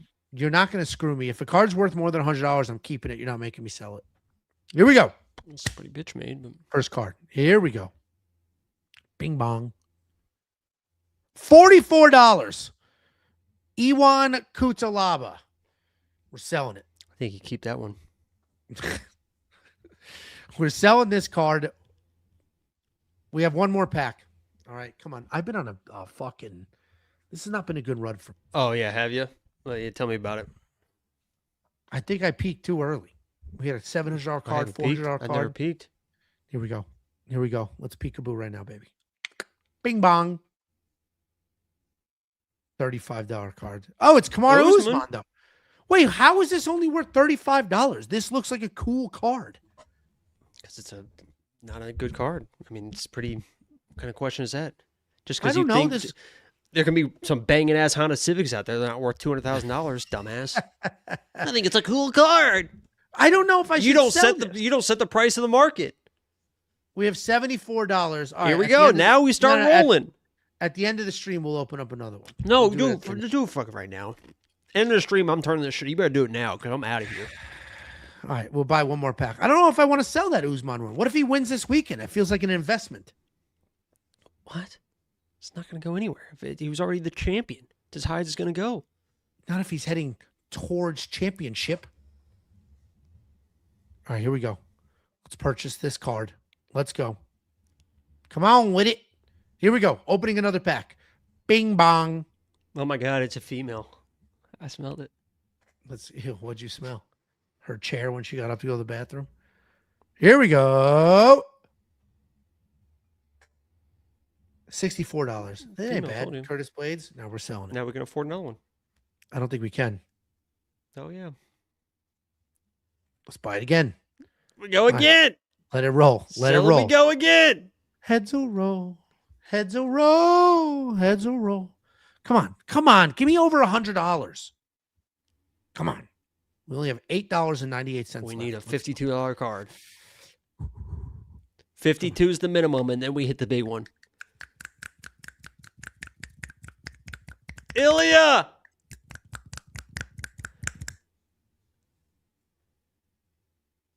$69. Sell it, we go again. Now we're building. Now we got the momentum. Raul. Sell it, we go again. Now we're rolling. All right, I will sell it and go again. All right, come on. Wow, come on. You're trying to invest in a 42-year-old Usman, but you're not willing to invest in a Raul Rosas? Because if What kind of Usman backwards wins, ass shit is it?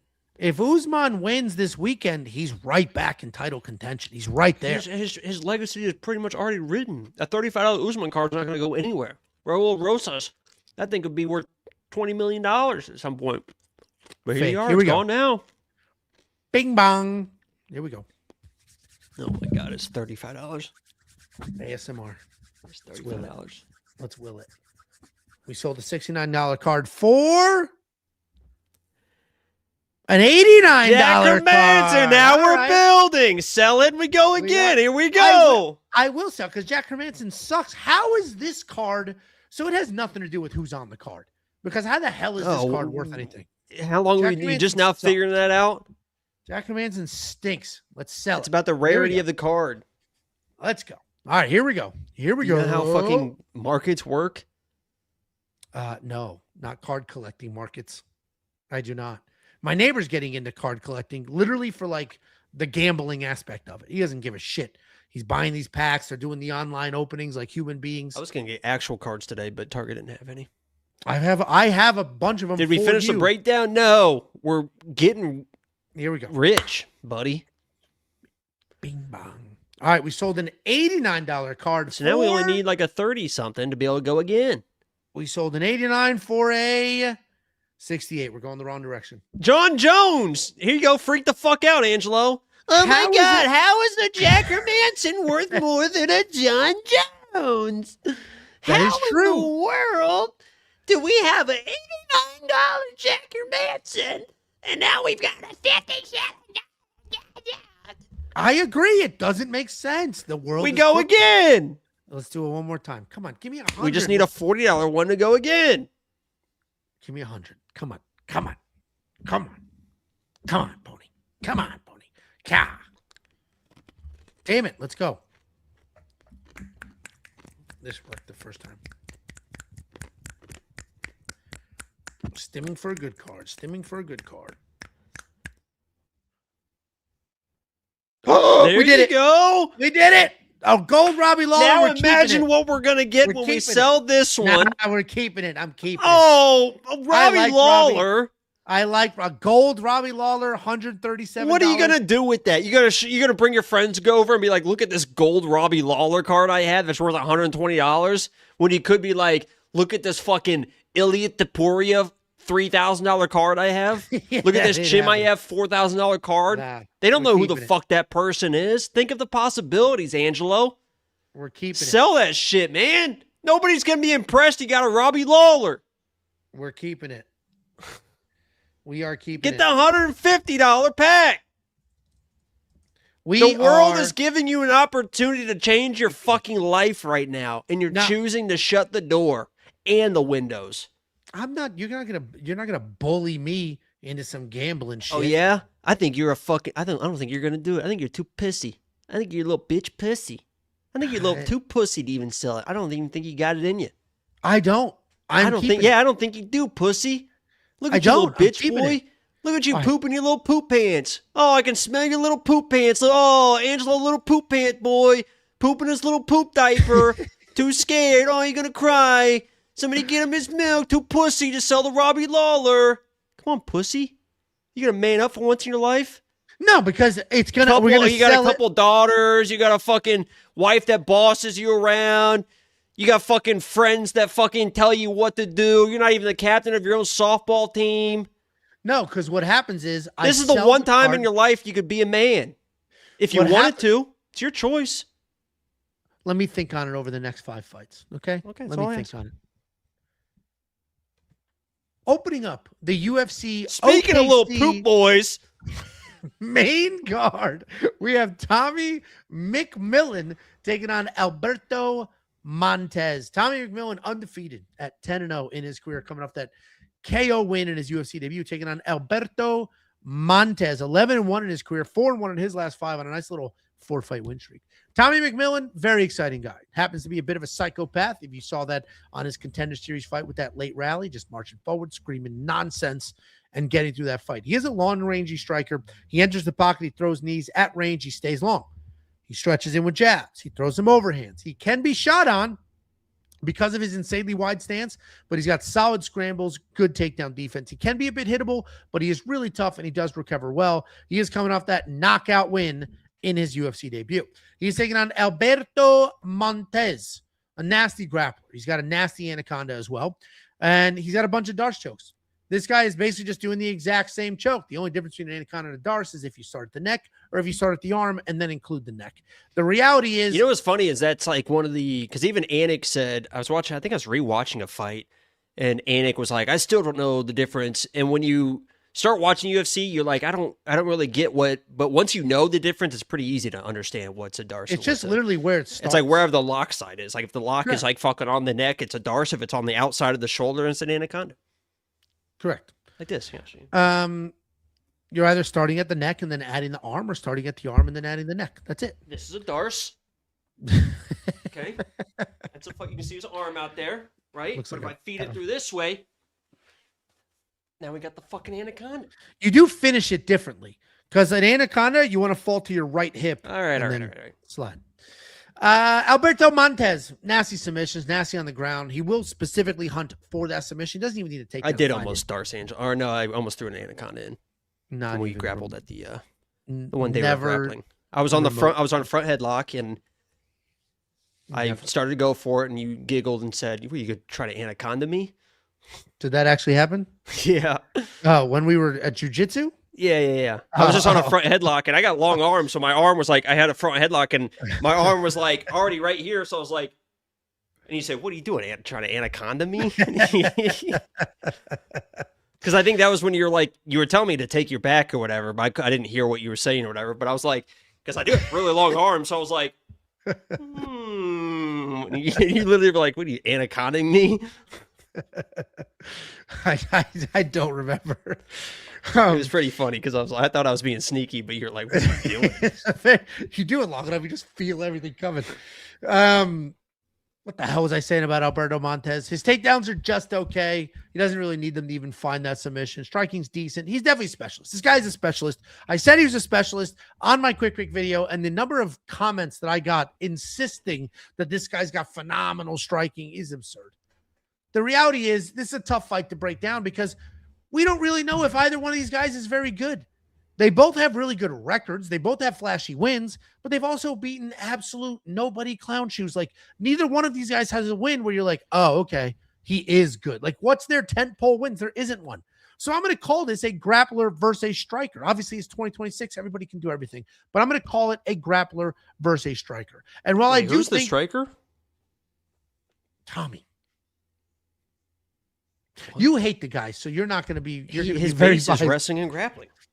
And while I do think the jury's still going to be out on Tommy, I do trust that he is well trained enough to understand what this matchup is, to avoid the ground, to avoid the clinch, avoid the tie-ups, and avoid getting choked. The dude's an absolute psycho. We know he's tough as hell, so I'm going to pick him. I'm going to pick him. I think the game plan's a lot easier for him than it is for Alberto, because if Alberto doesn't get it to the ground and Tommy is having success on the feet, then what the hell is Alberto's backup plan? So I'm going to pick Tommy here, but I am not betting on this fight. I'm avoiding bets. And the last thing I'll mention before I hand it over here is what makes no sense to me whatsoever is the community right here. It says 54% of people picking Alberto Montes. The odds are picking Tommy McMillen. But if you look at the comment section of my video, 100% of people are picking Montes. I didn't see a single comment picking Tommy. Everybody's like, Tommy sucks. Tommy's overrated. Alberto's the man. Alberto's going to finish him. Alberto's got better striking. But it is so crazy to see the anti-Tommy people are overwhelmingly loud, but they're not really spending their money because Tommy is the betting favorite. After starting as almost a 2-1 dog, he is now the betting favorite. All the money came in on him. Jacob, let's hear your unbiased breakdown.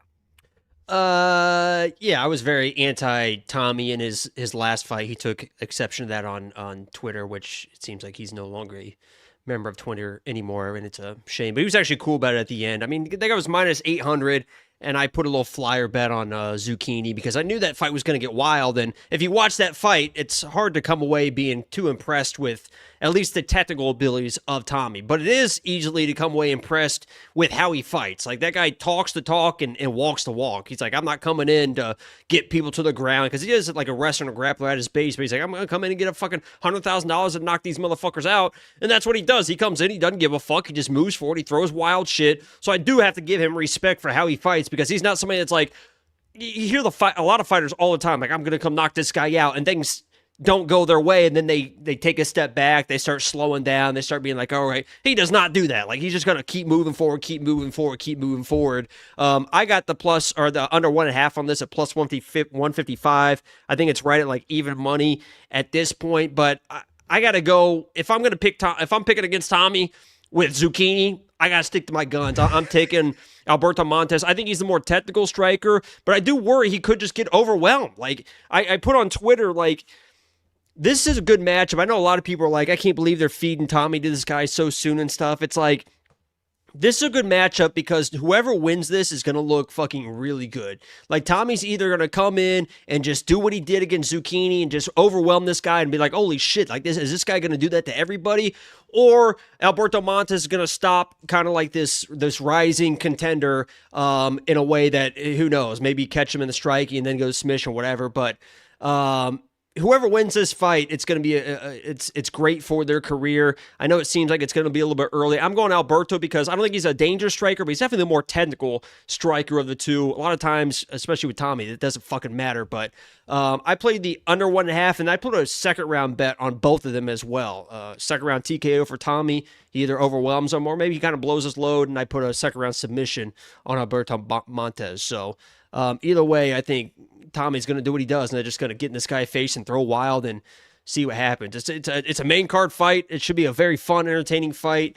Like I said, hats off to Tommy for. I mean, he fucking walks the walk when he talks about it. We'll see how long he can keep that going. But I got to go Alberto Montes on this one. Yeah, dude, the public, at least the vocal public, overwhelmingly on Alberto's side. So I don't know if everyone's very sure, because on my X, there's a lot of fucking, because they know I don't hate Tommy, but they know I was very anti-Tommy. So like, oh, Tommy's going to run through this guy. So everyone is very sure of how they think this fight's going to go, for sure. Yeah, this is definitely a fight where people are planting their flag, and that's the end of it. Last week, that was the same thing with Sandhagen.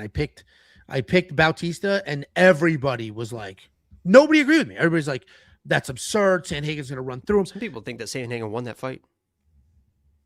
And if he didn't tear his hamstring, it could be interesting. I don't know. I saw some people saying that one, the first and the third, or. Well, I definitely saw people saying, oh, if he didn't hurt his leg, it's like, but he didn't hurt his leg. He had his leg ripped. Like, he didn't trip. It wasn't a Conor situation.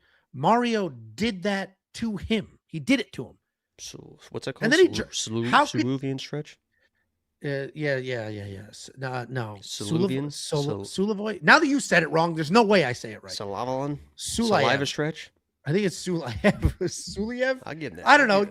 That's like if somebody bedroom is that saliva stretch. It's like when somebody sings the wrong lyrics, and then you're like, you can't figure out the right ones. Anyway, Jacob and I are split here. So if you need a tiebreaker, go to the website. We have 5 human cappers, and then an artificial intelligence, and then a whole list of picks and bets, and then a whole suite of tools. Everything is in one package. It's $10. There is no upsell. There's no cross sell. There's no weird tiers. It's $10 for all of it instantly. WeWantPicks.com. Click become a member at the top. Couple super chatterinos, $1.99 from Ryan Roblox, Jacob, Moggs, Angelo. Jacob shit all over you and called you names, and then you super chat to him. I don't understand. Thank you for the super chat. $1.99 from Gucci Gill. I'll see you boys at Oklahoma City. Conor versus Bobby Green 2027. Yeah, I mean, Conor only has one fight left in his contract, so the UFC is going to have to make a decision. Should just be Jorge, honestly. I've been calling for that fight forever. Bring back Jorge and fucking let them go at it. The problem is, though, I'm taking off the screen so we can see Jacob. Thank you for the super chat. The problem is they can't let Conor leave with a win, because then he's going to go to Netflix and make $1 gazillion or whatever. He has to lose on the way out. So they're going to give him like Mauricio Ruffy or some shit like that. You know what I mean? It's not going to be a Legends matchup. It's not going to be Chandler. Like a contender, they're not going to have him fight fucking random Conor. Yeah, because he'll beat Conor's ass. I don't think they care if he wins. The guy's going to be 40 years old. Yeah, I don't think they want him going to Netflix to do a card that does 80 million views and makes the UFC look dumb. I agree. Who cares? But I think they literally care. $1.99 from you-know-who. Sell it, Pooch. He's talking about the cards. I'm looking at my collection right now. We'll see at the end of the stream. Probably not. I forgot that we opened up a Daniel Cormier autograph a couple streams ago. That's just sitting there. D Spearman, 17 months as a YouTube member. Dizo was in here hanging out, positive vibes. D watches the vlogs, all of it. We appreciate you, G. Thank you so much for being here and hanging out with us. And then $1.99 from you-know-who 88. Jacob, thank you for the honesty. We appreciate you. Thank you for the super chat. Next up, at UFC OKC, we have Tabatha Ricci taking on Fatima Klein. Tabatha Ricci, 12-4 in his career, 9 in her career. 12-4 in her career. Jacob standing up screwed me up. 12-4 in her career, 3-2 in her last 5. Coming out that decision loss to Verna Jandiroba, taking on Fatima Klein.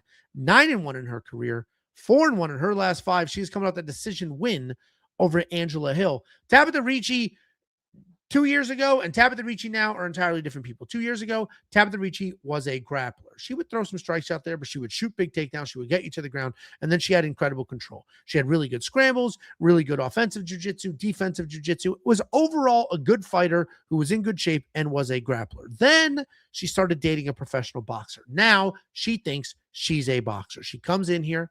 She strikes for longer than she should, has almost no success whatsoever because she's not very good at it. Then she decides to wrestle. And I'm putting wrestling in quotes because she's not shooting takedowns in the middle. She's holding you against the cage, racking up control time, but not getting you to the ground. She is closer to a fitness influencer than she is an actual fist fighter at this point in her career. And she just lost a very straightforward decision to Verna Jandirovic, taking on Fatima Klein. Fatima Klein is who they said she is. She's a pressure grappler, very dangerous on the ground. She's got loose striking. She bounces on her toes, plots forward when the distance is close. She fires a right hand and then shoots a takedown. On the ground, she immediately starts working with strikes, and the second you cover up, she's going to sneak in a submission. She has plenty of cardio, big takedown, solid power. She just beat Angela Hill in a very one-sided fight.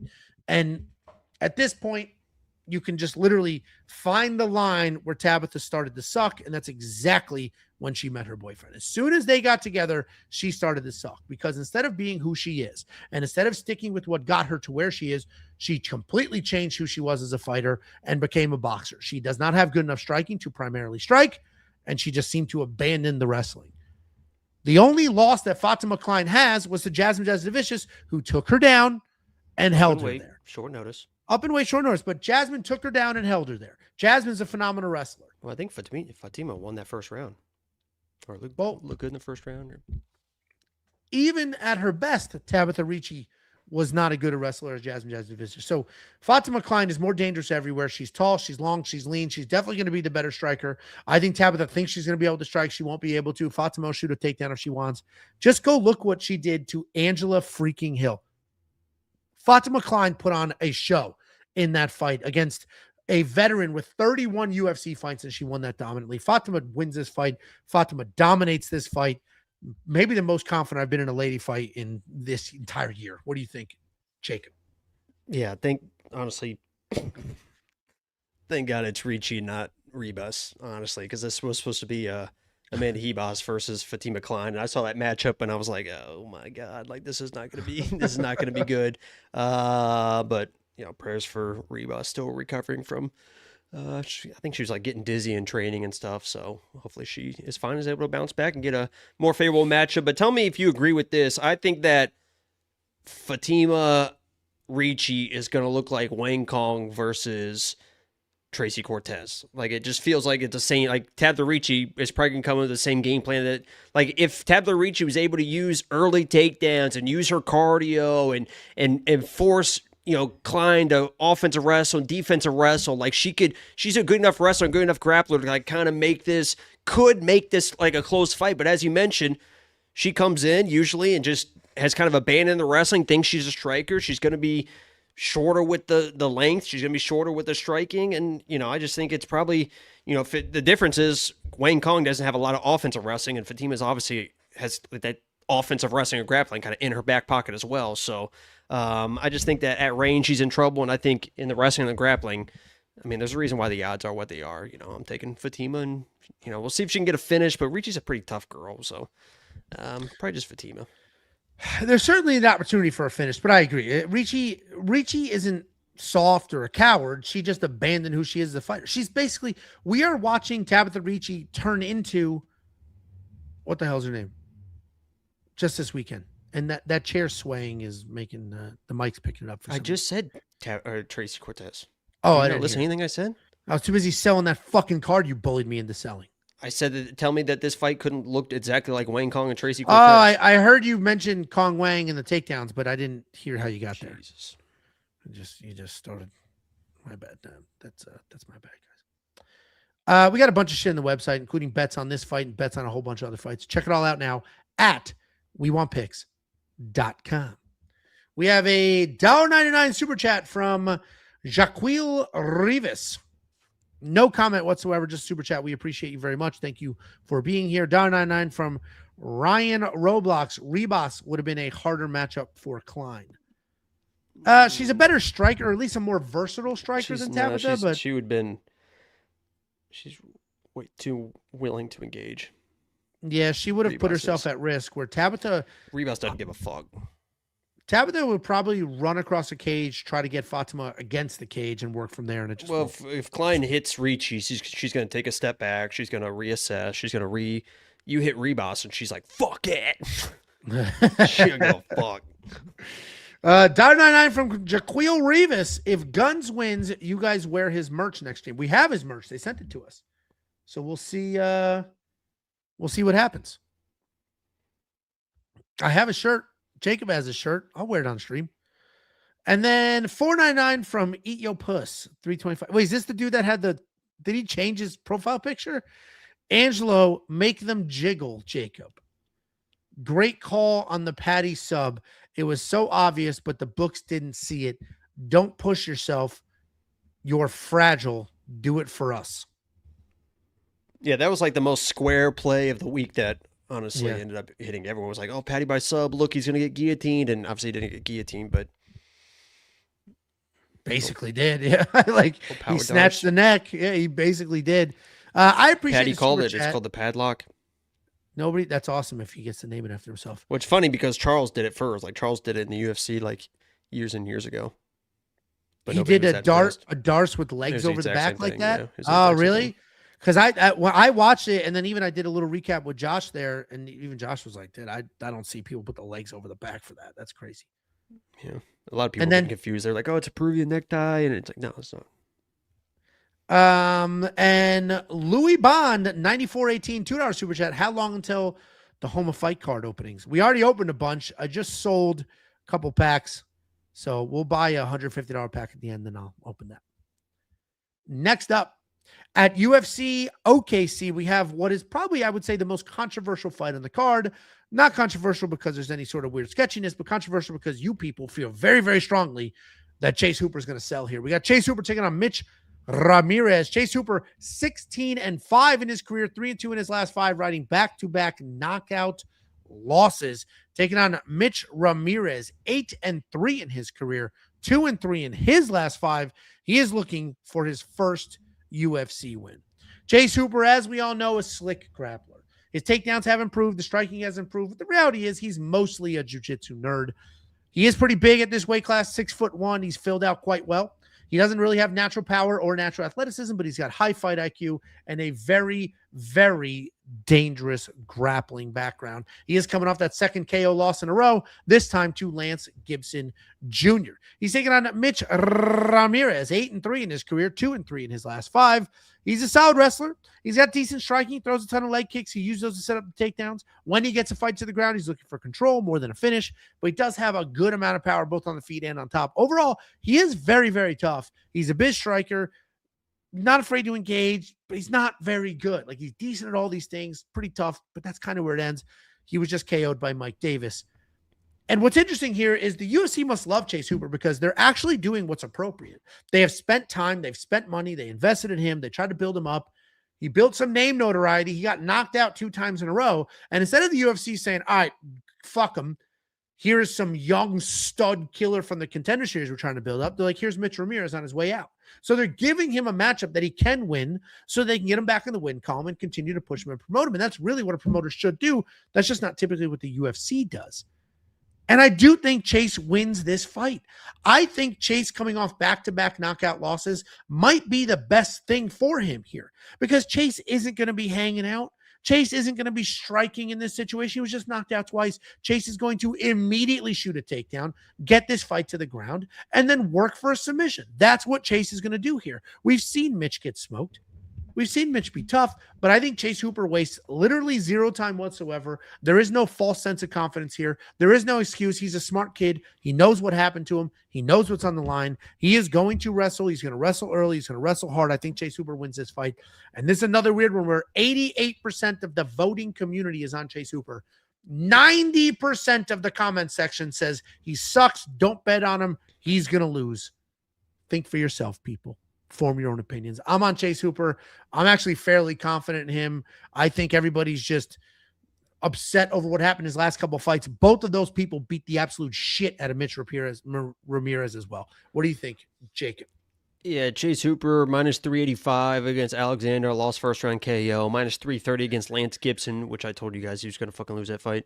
Lost first round KO. Minus 300 versus Steve Garcia, which in hindsight looks a bit crazy. Lost first round KO. Now he's minus 350 against a guy that knows how to throw a 1-2, can defend takedowns okay. I mean, he was landing some pretty good strikes on a Mike Davis in that fight, who does have wrestling and grappling, but he's actually got decent hands to be able to set up the takedowns. Chase Hooper, I mean, if he still thinks he's a striker, he's probably going to get knocked the fuck out again. Even if he wants to go to the wrestling and grappling, he's never had great takedowns. Like, they're kind of just diving, no setup, whatever. And Mitch has okay takedown defense. So I'm taking a flyer here. I'm taking Mitch Ramirez. I don't really give a fuck. I'm actually betting both sides of this fight. So if you want to become a premium member, you can see what that is. But I definitely have some money on fucking Mitch Ramirez, first round KO plus 1,400. Give me that fucking all day. It's plus 800 right now. It opened plus 1,400. So premium members, we got that at plus 1,400 for Mitch Ramirez first round KO. And we'll see if it hits. And if it doesn't, we got some other plays in there as well. But, I'm fucking done with Chase Hooper. He's just a boy. All right, listen, I get it. I understand it. I just don't agree with it. I think he's better than Mitch, and I think he wins this fight. I saw a lot of tweets too, being like, "Why the hell do they keep pricing him as if he gets him on the ground, you're gonna realize like he's an unbelievable fucking grappler, like scrambler, grappler, and stuff. So if they gets on the ground, like Mike Davis was on the back of Mitch Ramirez pretty quickly and with threatening a rear naked choke, and credit to Mitch Ramirez, he was fighting it off and he looked pretty confident fighting it off, like grabs it, puts it to the other side. He definitely knows what he's doing, but a guy like Chase Hooper is not going to fuck around like Mike Davis. Like Mike Davis had one arm, basically under the chin, just couldn't get his other hand free. Like Chase Hooper is going to be able to do something with that position. Like he's not going to slow play it like Mike Davis was. So, if he comes in and subs him, it is what it is. I'm still going to make money with how I've got it bet, but I just fucking fuck it, man. Fuck Jesus. I just seen him and his striking. I know his offensive striking has looked better at times, and it's like even in like a couple fights, the announcer's like, oh wow, he does look better. Like defensively, he's always gonna be a mess. Like it is what it is. So yeah, I'm fucking take Mitch. I don't give a fuck. I get the people saying I'm not betting on Chase here after what happened in the last couple of fights. I totally get it. What I don't get is just the blind, this guy sucks, he loses. Like, all right, well, explain why you think he loses. Plus 1,400 for him to get knocked out in the first round when that's happened 3 times is like, I mean, the odds have been cut in half for good reason. Like, if you're a premium member, 2 fights. Let's say if we hit that, and that's going to make my fucking, that makes our night when that happens. So, well, if you do want to check out all the bets we have on this fight, some do contradict each other, but to Jacob's points, the odds are so astonishing. You're kind of just betting both sides, and even when one of them doesn't cash, the other one does, and you get paid. But check out all the bets for this entire card for this fight and future cards as well. We have bets for UFC 330 already on the board. Just go to WeWantPicks.com, click Become a Member at the top. It's only $10 for an entire month's worth of access. Next up, at UFC OKC, we have the co-main event of the evening. We have Jared Cannonier taking on Leroy Duncan.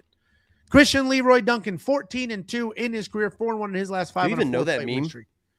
Yeah, of course. Leroy Jenkins. They have this nerd plan, and he just fucking. In what game? Oh, I don't know. World of Warcraft. There you go. Oh, that was set up. That was fake. Yeah, it was fake. Oh, that's funny. Came out. Damn. Wow. It's like an all time. That was one of the very first viral things. Yeah. And we got Jared Cannonier. Leroy Jenkins and the Kim K sex tape. I don't know which one's better. I don't know what I've watched more. Yeah, which one has brought your life more joy?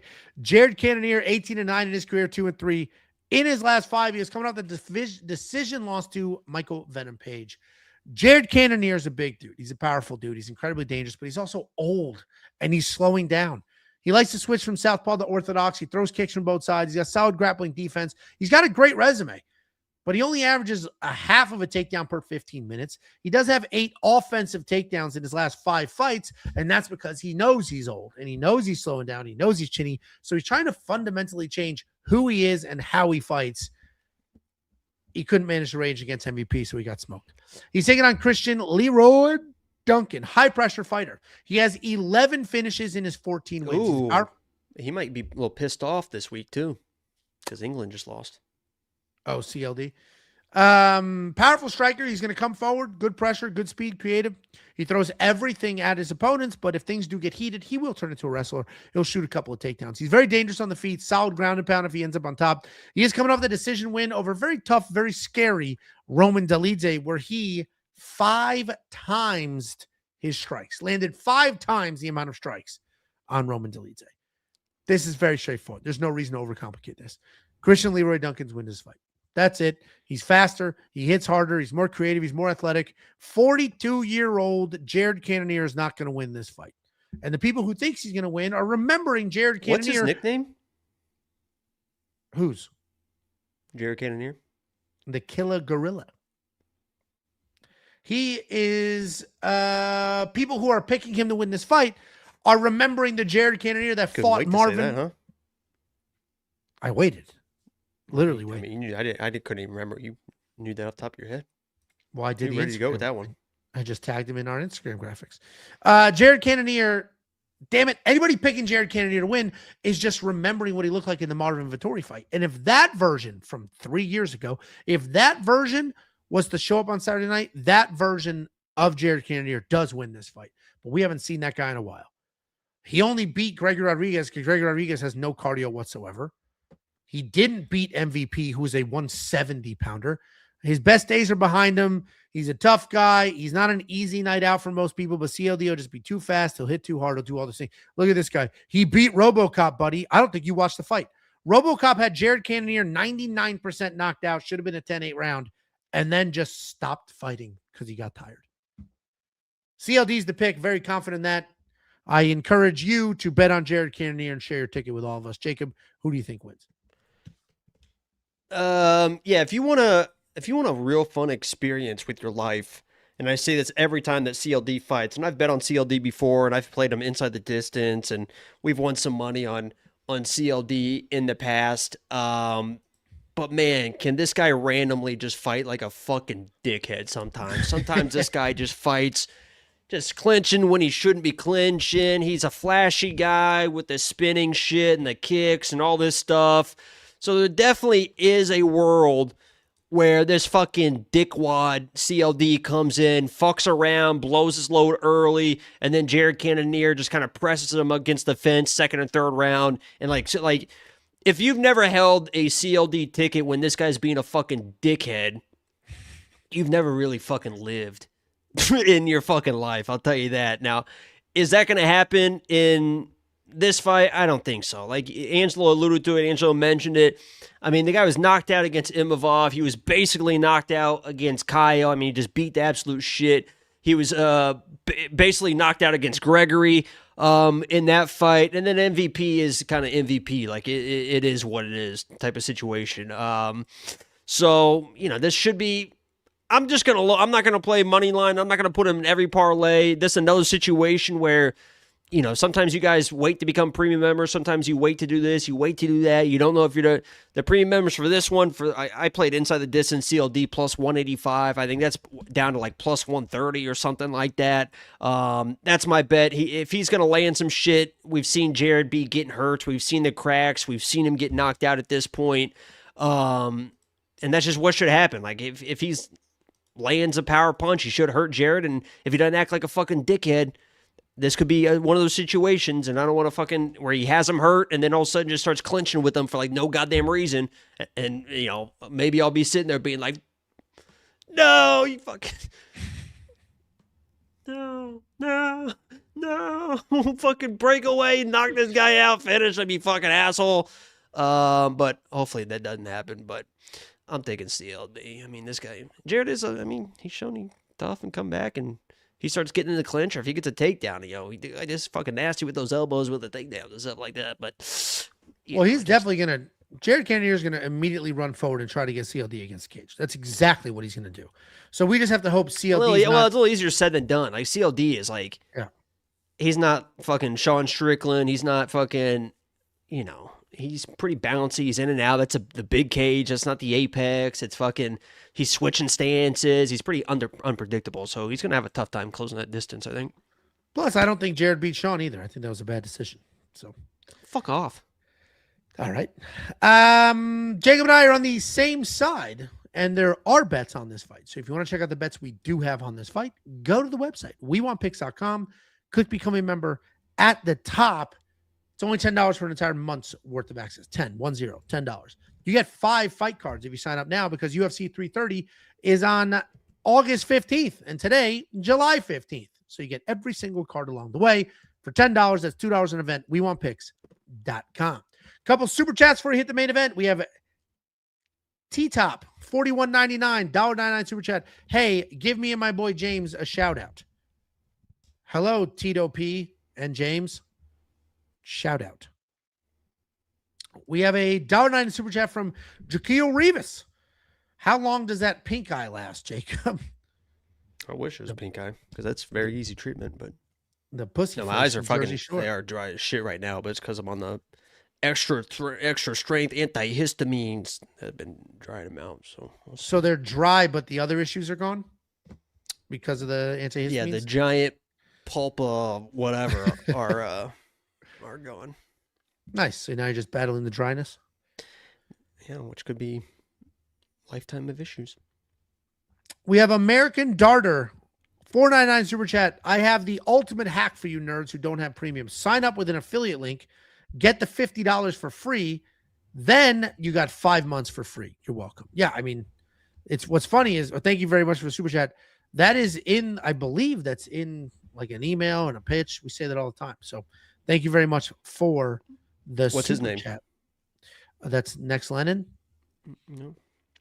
Then we have Mr.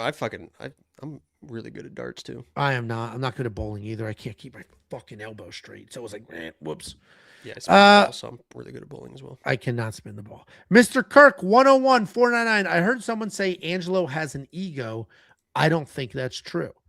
I definitely don't have an ego, but I get annoyed very quickly at strangers who say things. What's your best bowl? I think mine's 220, 226. Bowling? Dude, I don't know if I've ever had more than 3 strikes in a single round. So not good. Anytime we do bowling, even when there's like, families with kids and shit, I'm like almost dead last. I've closed every frame before, and I didn't even break 200 before, I think, is one. Because the spares aren't worth that much? Yeah, but I think I have a picture of me bowling like a 220. Wouldn't that be fantastic? It's pretty impressive. Like I said, I'm good at everything. You are sneaky good at like all the shit. Not sneaky good. I'm just, if you saw me, you'd be like, yeah, that guy's probably good at everything. No, it's sneaky. It's sneaky is the appropriate word. That's for sure. That's like a girl that wears baggy clothes. Like, oh, it was a 197. I closed every frame and bowled a 197. I went strike 8 spare, strike 9 spare, strike 9 spare, 9 spare, strike 8 spare, 8 spare, strike for 197. But it's a 223. 223. How'd you go strike. Look, with an open frame. 223 with an open frame. Look, strike, 9 spare, strike, 7 spare for 223. I think that's my bet. With an open frame. 223 with an open frame is crazy. What's an open frame mean? Just fucking move on, Angelo. Yeah, no, my bad for not knowing all the Christ. bowling lingo. Who do you think you are? I am. Didn't he say that to a child? I think he said it to a child. Pretty sure. All right, here we go. He was just yelling it. He was excited. He was yelling it because he said a kid kept saying something to him, so he was yelling it at this kid. He's explained it before. Next up, at UFC OKC, we have the main event of the evening. We have Dricus du Plessis taking on Kamaru Usman. Dricus du Plessis, 23-3 in his career, is 4-1 in his last 5, coming off that title loss to Khamzat Chimaev. Taking on Kamaru Usman, 21-4 in his career, 2-3 in his last 5. He's coming back after a full year away because he was holding out for a title shot that he did not get. I'm not going to break down each one of these guys because we both know who they both are. This fight is a lot closer than these odds indicate, because according to these odds, DDP is just going to run right through Usman. And while on the surface, I do agree with that, I can't just completely write Usman off. The reality is that DDP is not great. He's obviously a good fighter. He's well accomplished. The guy sucks, man. Just tell it straight. Sloppy. He's sloppy. He doesn't suck. He's sloppy. He's not as tough. clean or He's as just technical. a sloppy, tough dude. But at this point in his career, after they dropped the odds for the Elliott and Damien Anderson fight. After the septum surgery, he has unlimited cardio. He's a bruiser. He's a brute. He's going to push forward. He's going to get in your face. He's going to shoot takedowns. He's going to strike, and he will just keep coming and coming and coming and coming. And he's not somebody that you can break. Now go back that up again. Is that in the notes? Yes. Say that again. He's going to keep CUMING, CUMING, CUMING until you break. Yep, it's right here. The issue kids that watch this, man. There shouldn't be. And there's women. We had the female. You're probably not aware of this, but women can come too. You've never seen it, but it is possible. Yeah, okay. Yeah, okay, I bet. I have plastic sheets, Angelo. Because you piss at night. Anyway, when they're squirting, they're just pissing. Oh God, no, that's not true either. Yeah, anyway, it is. They better. Well, I've actually never experienced that. So what? No, I would say 90% of people have not. Oh man, it's fucking every time with me. Like, no, I wear goggles in there. I'm pretty sure most people can't do it. What are you even talking? I thought we were talking about the main event, Angelo. What tangent are you going on? DDP, a bruiser. He's a sex pervert. He's a brute. He's a bruiser. He moves forward. He gets in your face and he breaks you down. And if you're a 39-year-old man with bad knees, that is a very easy thing to do. My only concern, however, is the wrestling. DDP's offensive wrestling is fine. DDP's takedown defense, we just saw in his last fight, embarrassing. And it's fine, right? That's Hamzat. But if you go back through his full career, Darren Till took his ass down. Essentially, yeah. Anybody who's ever tried to take DDP down has taken DDP down. So what I am hoping, I'm picking DDP here, what I am hoping is that all of the time and the effort that he put into the Hamzat camp to defend takedowns, which didn't work for him in that fight, will work for him in this fight. Because while the size difference on the surface isn't going to be that dramatic between the two, because Kamaru's massive, I think DDP is going to be strong. Well, you might want to step that back because they had their first face-off today, and DDP's fucking huge, dude. Oh, is he towering over him? That's Look, fantastic. Because here's the stats. Look, 6'1" to 6 foot. Oh, yeah, dude. I thought he was wearing cowboy boots. Look, I thought he was wearing fucking cowboy boots, but he's got on just regular sneakers. But yeah, that's fucking... Yeah, so they're lying about Kamaru Usman's size. Maybe DDP's lying, but they have him listed as 6'1" and 6 That looks like a middleweight and a welterweight. Yeah. He's fucking huge. Yeah, so I'm picking DDP here. I do think Kamaru's age is a factor. I think his knees are a factor. Usman's the better, more skilled fighter. And if they were the exact same age and same size, we would have a different conversation, but they're not, so we won't. DDP's the pick. What do you think, Jacoby? Yeah, listen up, fuck faces. I've been all over the DDP train in a big way, and you're going to want to listen to me because I sat here and told you guys that Darren Till was going to smoke DDP, okay? Okay, that didn't happen, but you saw moments where it almost happened, okay? Then I said, guys, Bobby Knuckles is going to fucking safety parlay destroy this guy. Like those blitzes in with the sloppy strike and Rodrigues, and Bobby knows how to wrestle and grapple. Like Bobby Knuckles is going to fucking smoke this guy. Okay, that didn't actually happen either, but you could see that it almost kind of did happen. But then I think I picked DDP to beat Sean Strickland. I can't remember who I picked in that first fight. I know I picked Sean to win the second fight, which that didn't happen. But I did pick DDP as my lock of the week versus Izzy, which that was a very unpopular pick.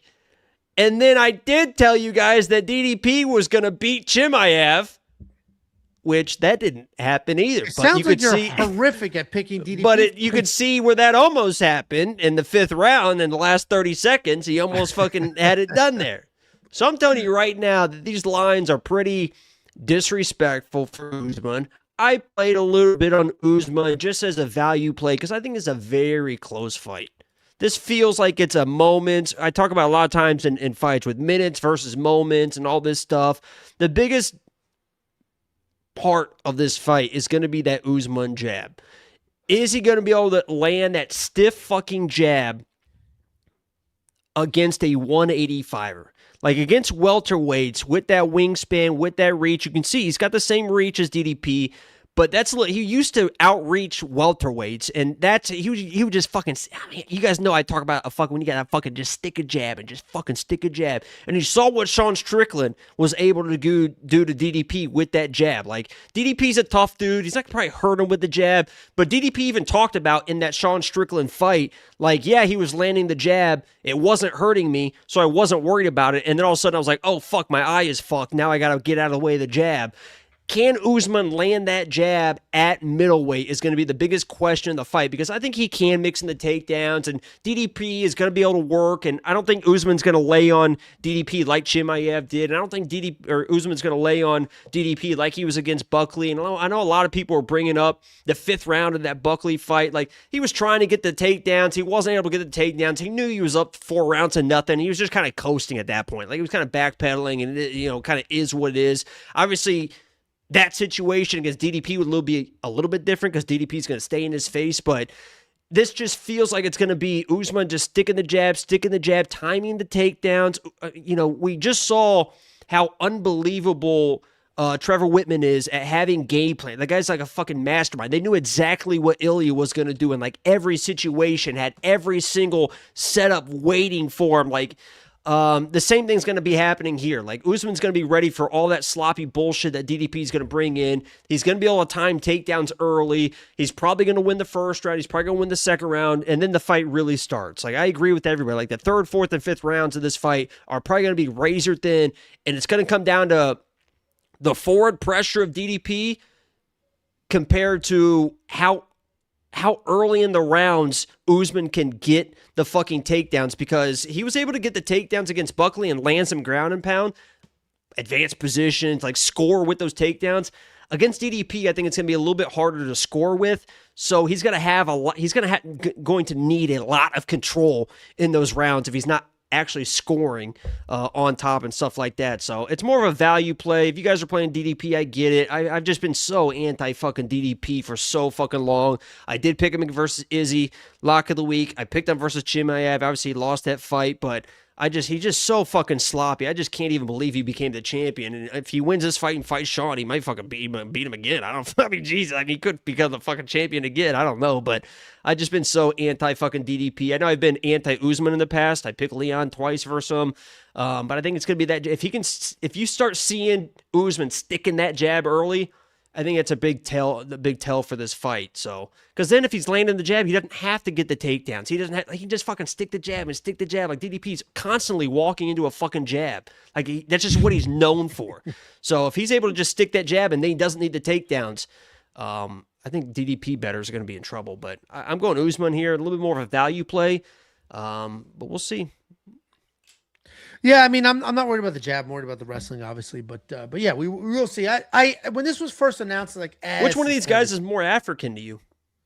I don't know. I'm not from that continent. I couldn't possibly explain. I mean, I don't know what I am. What defines somebody as. Excuse me, Angelo. I am actually. I think I've mentioned this before, but I am actually 0.6% African. Oh, it's amazing. So I'm actually qualified to weigh in on who is more African in my opinion. And Drake is born and bred in South Africa, still lives in South Africa, and it just feels like he's probably the African. So well, he lives there. That was the whole argument he had with Adesanya, who doesn't live there anymore. So he's like, and same with he's Chinese. Right? He was like, I breathe the African air every single day. I am here. How about you start naming people? I'll tell you if they're African or not. Kong Wang. No. Josh Van. Yes. Azat Maxim. Is that Maxim? Yeah. Who the fuck is that? We have broken him down many times before. No.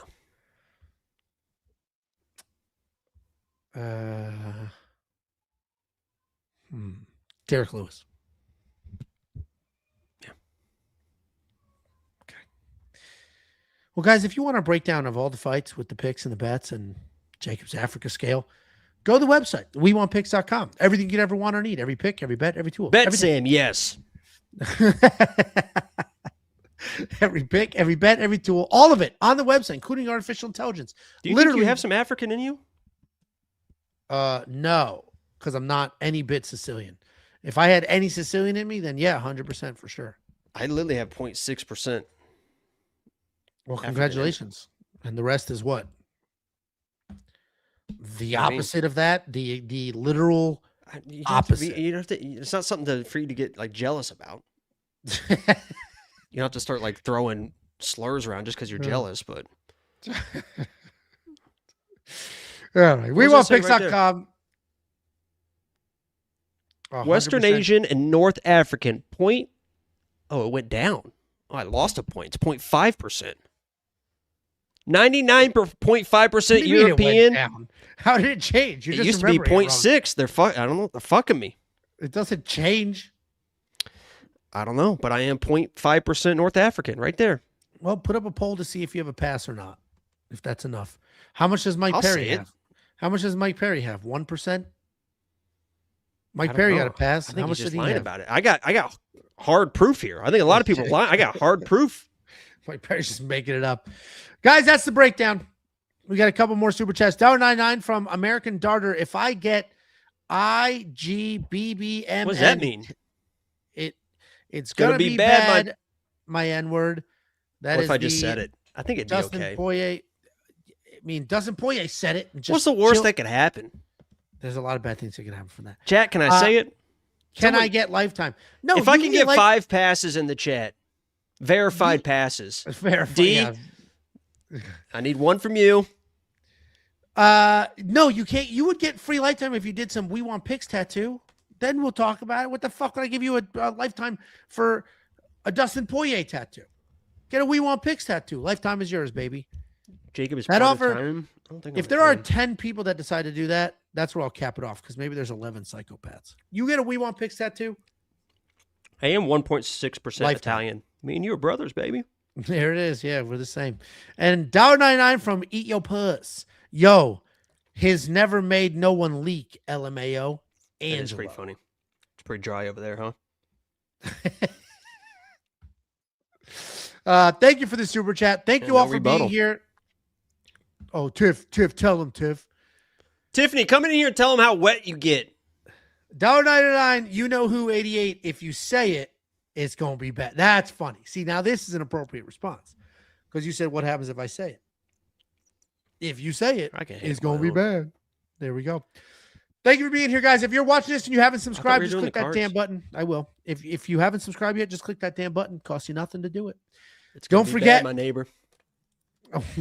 Hayabusa. They make some of the best gear you'll ever get for combat sports. They just added wrestling gear and comfort clothing. I've got some Hayabusa. Can that guy say it?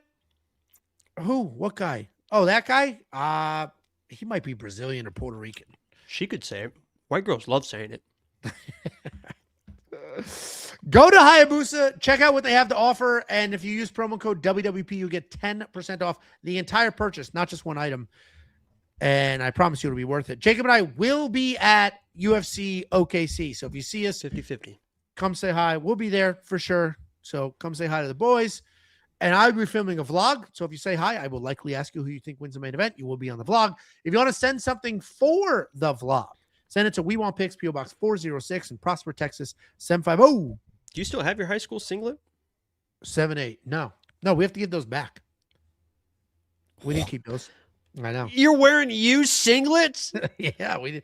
Oh my God, dude. What the fuck? You don't keep the singlet. You give it back.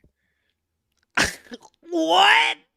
Take it up with the That's fucking, school, it's not like a fucking jersey on top. That's nut on. You're not wearing underwear under there, right? You do wear underwear under there. What's wrong with you? What? You wearing boxer briefs or you're wearing whitey tighties in there? Boxer briefs. I think the ashamed people are wearing underwear. I don't think Everybody wears underwear. You wear underwear under there, dude. That's crazy nuts. Yeah, but still, you're leaking through that shit. Oh my God. You're not leaking through it. Well, you're not because you're not working hard. All right, let's open up this pack. We have a $150 pack. Yeah, you're Victoria Dudakova with staph all over your little pussy, your little poopy pussy. Did you sell that card? I did. I bought Yeah, you fucking bitch. Of course you did. I bought $150. Come over here and hold my pocket the rest of the night. What does that mean? Because you're my dad? Yeah, I'm your something because he's like, I'm not going to give in. Here we go. This is 150? $150 pack. Let's see if it was worth it. Here we go. Sold a $120 card for this. Bing bong. This is the one. Yeah. Yeah, now you sell that because she might lose. You got to sell that quick. Nah, it's a $200 card. No, because there's a chance she lose her fucking belt. No. You got to this is as high as it could be right now, Angelo. Think about the market right now. You're at the top. You got Bitcoin at 120 right now. You got Bitcoin at 130. You got to sell it, Angelo. Dude, I am not selling a $200 Dude, you have card. Bitcoin at 120 right now. How much higher can that card go? Oh, she defends the belt? Who gives a fuck? Against Jillian? People are going to get tired of her. Stupid. And then she's going to, Whaley's going to come back and beat her. Dude, you got to sell it right now. What you're ignoring is the fact that I could sell this and withdraw the money and just have $200. Or you could sell it and get a fucking chin I have for 10 grand, buddy. Come on, think of the possibilities. You got Bitcoin at 120. Get rid of it. Okay, here. I'm going to do this. Here's a PSA for everybody, okay? I encourage you to go to collectibles.com, buy some repacks and have some fun. I'm encouraging you to have some fun. But you get a good card, you sell it, or you keep it. If you keep it, mail it, and then you have it on full display. I have a whole bunch of these cards. Or you sell it. But that's not what we're about. Or you sell it and you withdraw the money. You can have this money in your PayPal account within 30 seconds. I'm going to sell it and show you. Yeah, here we go. Why it is fucking stupid. This is a W's PSA. in the chat. Don't do this. This is a PSA. Watch what happens here, baby. This is fucking dumb. This is a stupid thing to watch what happens here. I just sold a $200 card, okay? I sold a $200 card to buy $150 pack, and now I'm going to rip the pack, and I will not get a $200 card. Here we go. You prepared to watch this? Guys, you need to know when to stop, when to sell, when to withdraw. No, okay? Don't listen to him. This is a lesson. He's got poop in his pants. Here's a lesson for the people, okay? Don't be assholes. Come on, baby. You get an expensive card, you sell it. Matty bets hit $2 million on a slot. Watch what happens here. Yeah, it's going to be an $80 card. See, you fucking idiot. Boom! Alonzo Metafield. Sell this one. Now we go again. See we're still hunting. We're hunting right now. First, we got a fucking moose. Now we got a fucking elk. We're looking for a fucking polar bear. Let's go. Sell it. We go again. We sold a $190 card to get a $170 card. To get. Watch what happens now. To what? Watch what happens now.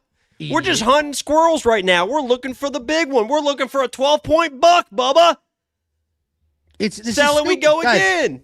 That was the universe giving me an out. Your attitude is what's bringing us down. The universe was like, hey, Andrew, you're a good dude. Here, basically even. Sell it. Keep the money, bud. Okay? But look what Jake made me do. Believe in something. Here we go. Yeah. I believe in teaching the community when to sell. Oh, and this will sell after this one. Watch this. Here we go. Watch this. I'm going to be forced to. 216. We're done. Boom! Now we're working. Now we got a little 8-point buck. Now we're looking for a 12-point. You've written your Nakamura. What the fuck's he gonna do? It's an autograph card. I'm keeping an autograph. Who gives a fuck about an autograph Rinya Nakamura? Nah, you got an 8-point buck, but you saw a 12-point buck on the cam trail, and now you're just gonna stop. You're not even gonna try and look for it. You still got one tag left in the season. You're gonna pack it home. It's trail cam, not cam trail. And no, it's an autograph card. I'm not going to get better than this. It's Rinya Nakamura. I'm not. Yeah, future world champion. The winner of the road to the UFC. Man. The winner of the Think of the possibilities left in the world. Dude, I've played sell and go again. I've played Let's this go. Game. How much money do I have in the account now? Let's see. We have $244. Perfect. We can do this all night. My eyes are feeling better. Woo! Yeah, I bet they are. Also need a little rush of adrenaline, baby. I'm healed. I just saw. God is my witness. I'm healed. I'm not gay no more. I am delivered. I'm not gay no more. I am delivered. Okay, shh. Oh, you fucking let me Yeah, here we go. Fuck you. What am Now I- we're what now fucking no. joke. It's just like stocks. You go up, you got to go down. You got to go down to go back up. You got to go down We to go back up. sold- This is guys. We started with fine. 100. We started with It's 150. fine. You need a little. It's a we're down healthy to pullback. 50. It's a We healthy pullback. started- Hey guys, We're down anybody to that 50 day bucks. trades, anybody that See how this invests, works? healthy pullback. You buy more. You wait for the if you believe in the stock, you buy the dips. We're buying dips right now. See what happens, guys? We started with 150. Here We it got up to goes. 300. Now we're down to 50 because of Jacob. Could have had an autograph.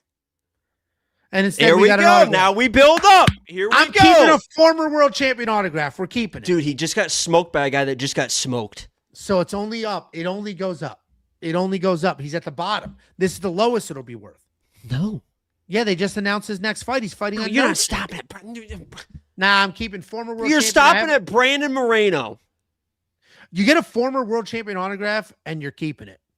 Guys, that is the Look at everybody in the breakdown. chat. Just that's the most blue balls I've ever had And in my life. and it's a PSA Stopping on a 10. Brandon Moreno. Nah, we're keeping it. I'm having this shipped to my house. Next stream, you'll see it. Guys, thanks for being here. I appreciate you. Jacob appreciate you. And we got one last super chat. 999 from Lawley Flow. Thank you, Lolly. You may Flo. have I'm said fucking- this, but I'm behind. Will wrestling count more on the scorecard since we're in Oklahoma? I think it will. Therefore, I've got a couple of bets that indicate as much. Thank you for being here. Jacob left, so now the layout gets all weird. I appreciate you. Like, subscribe, do all the things. If you're not premium, become premium.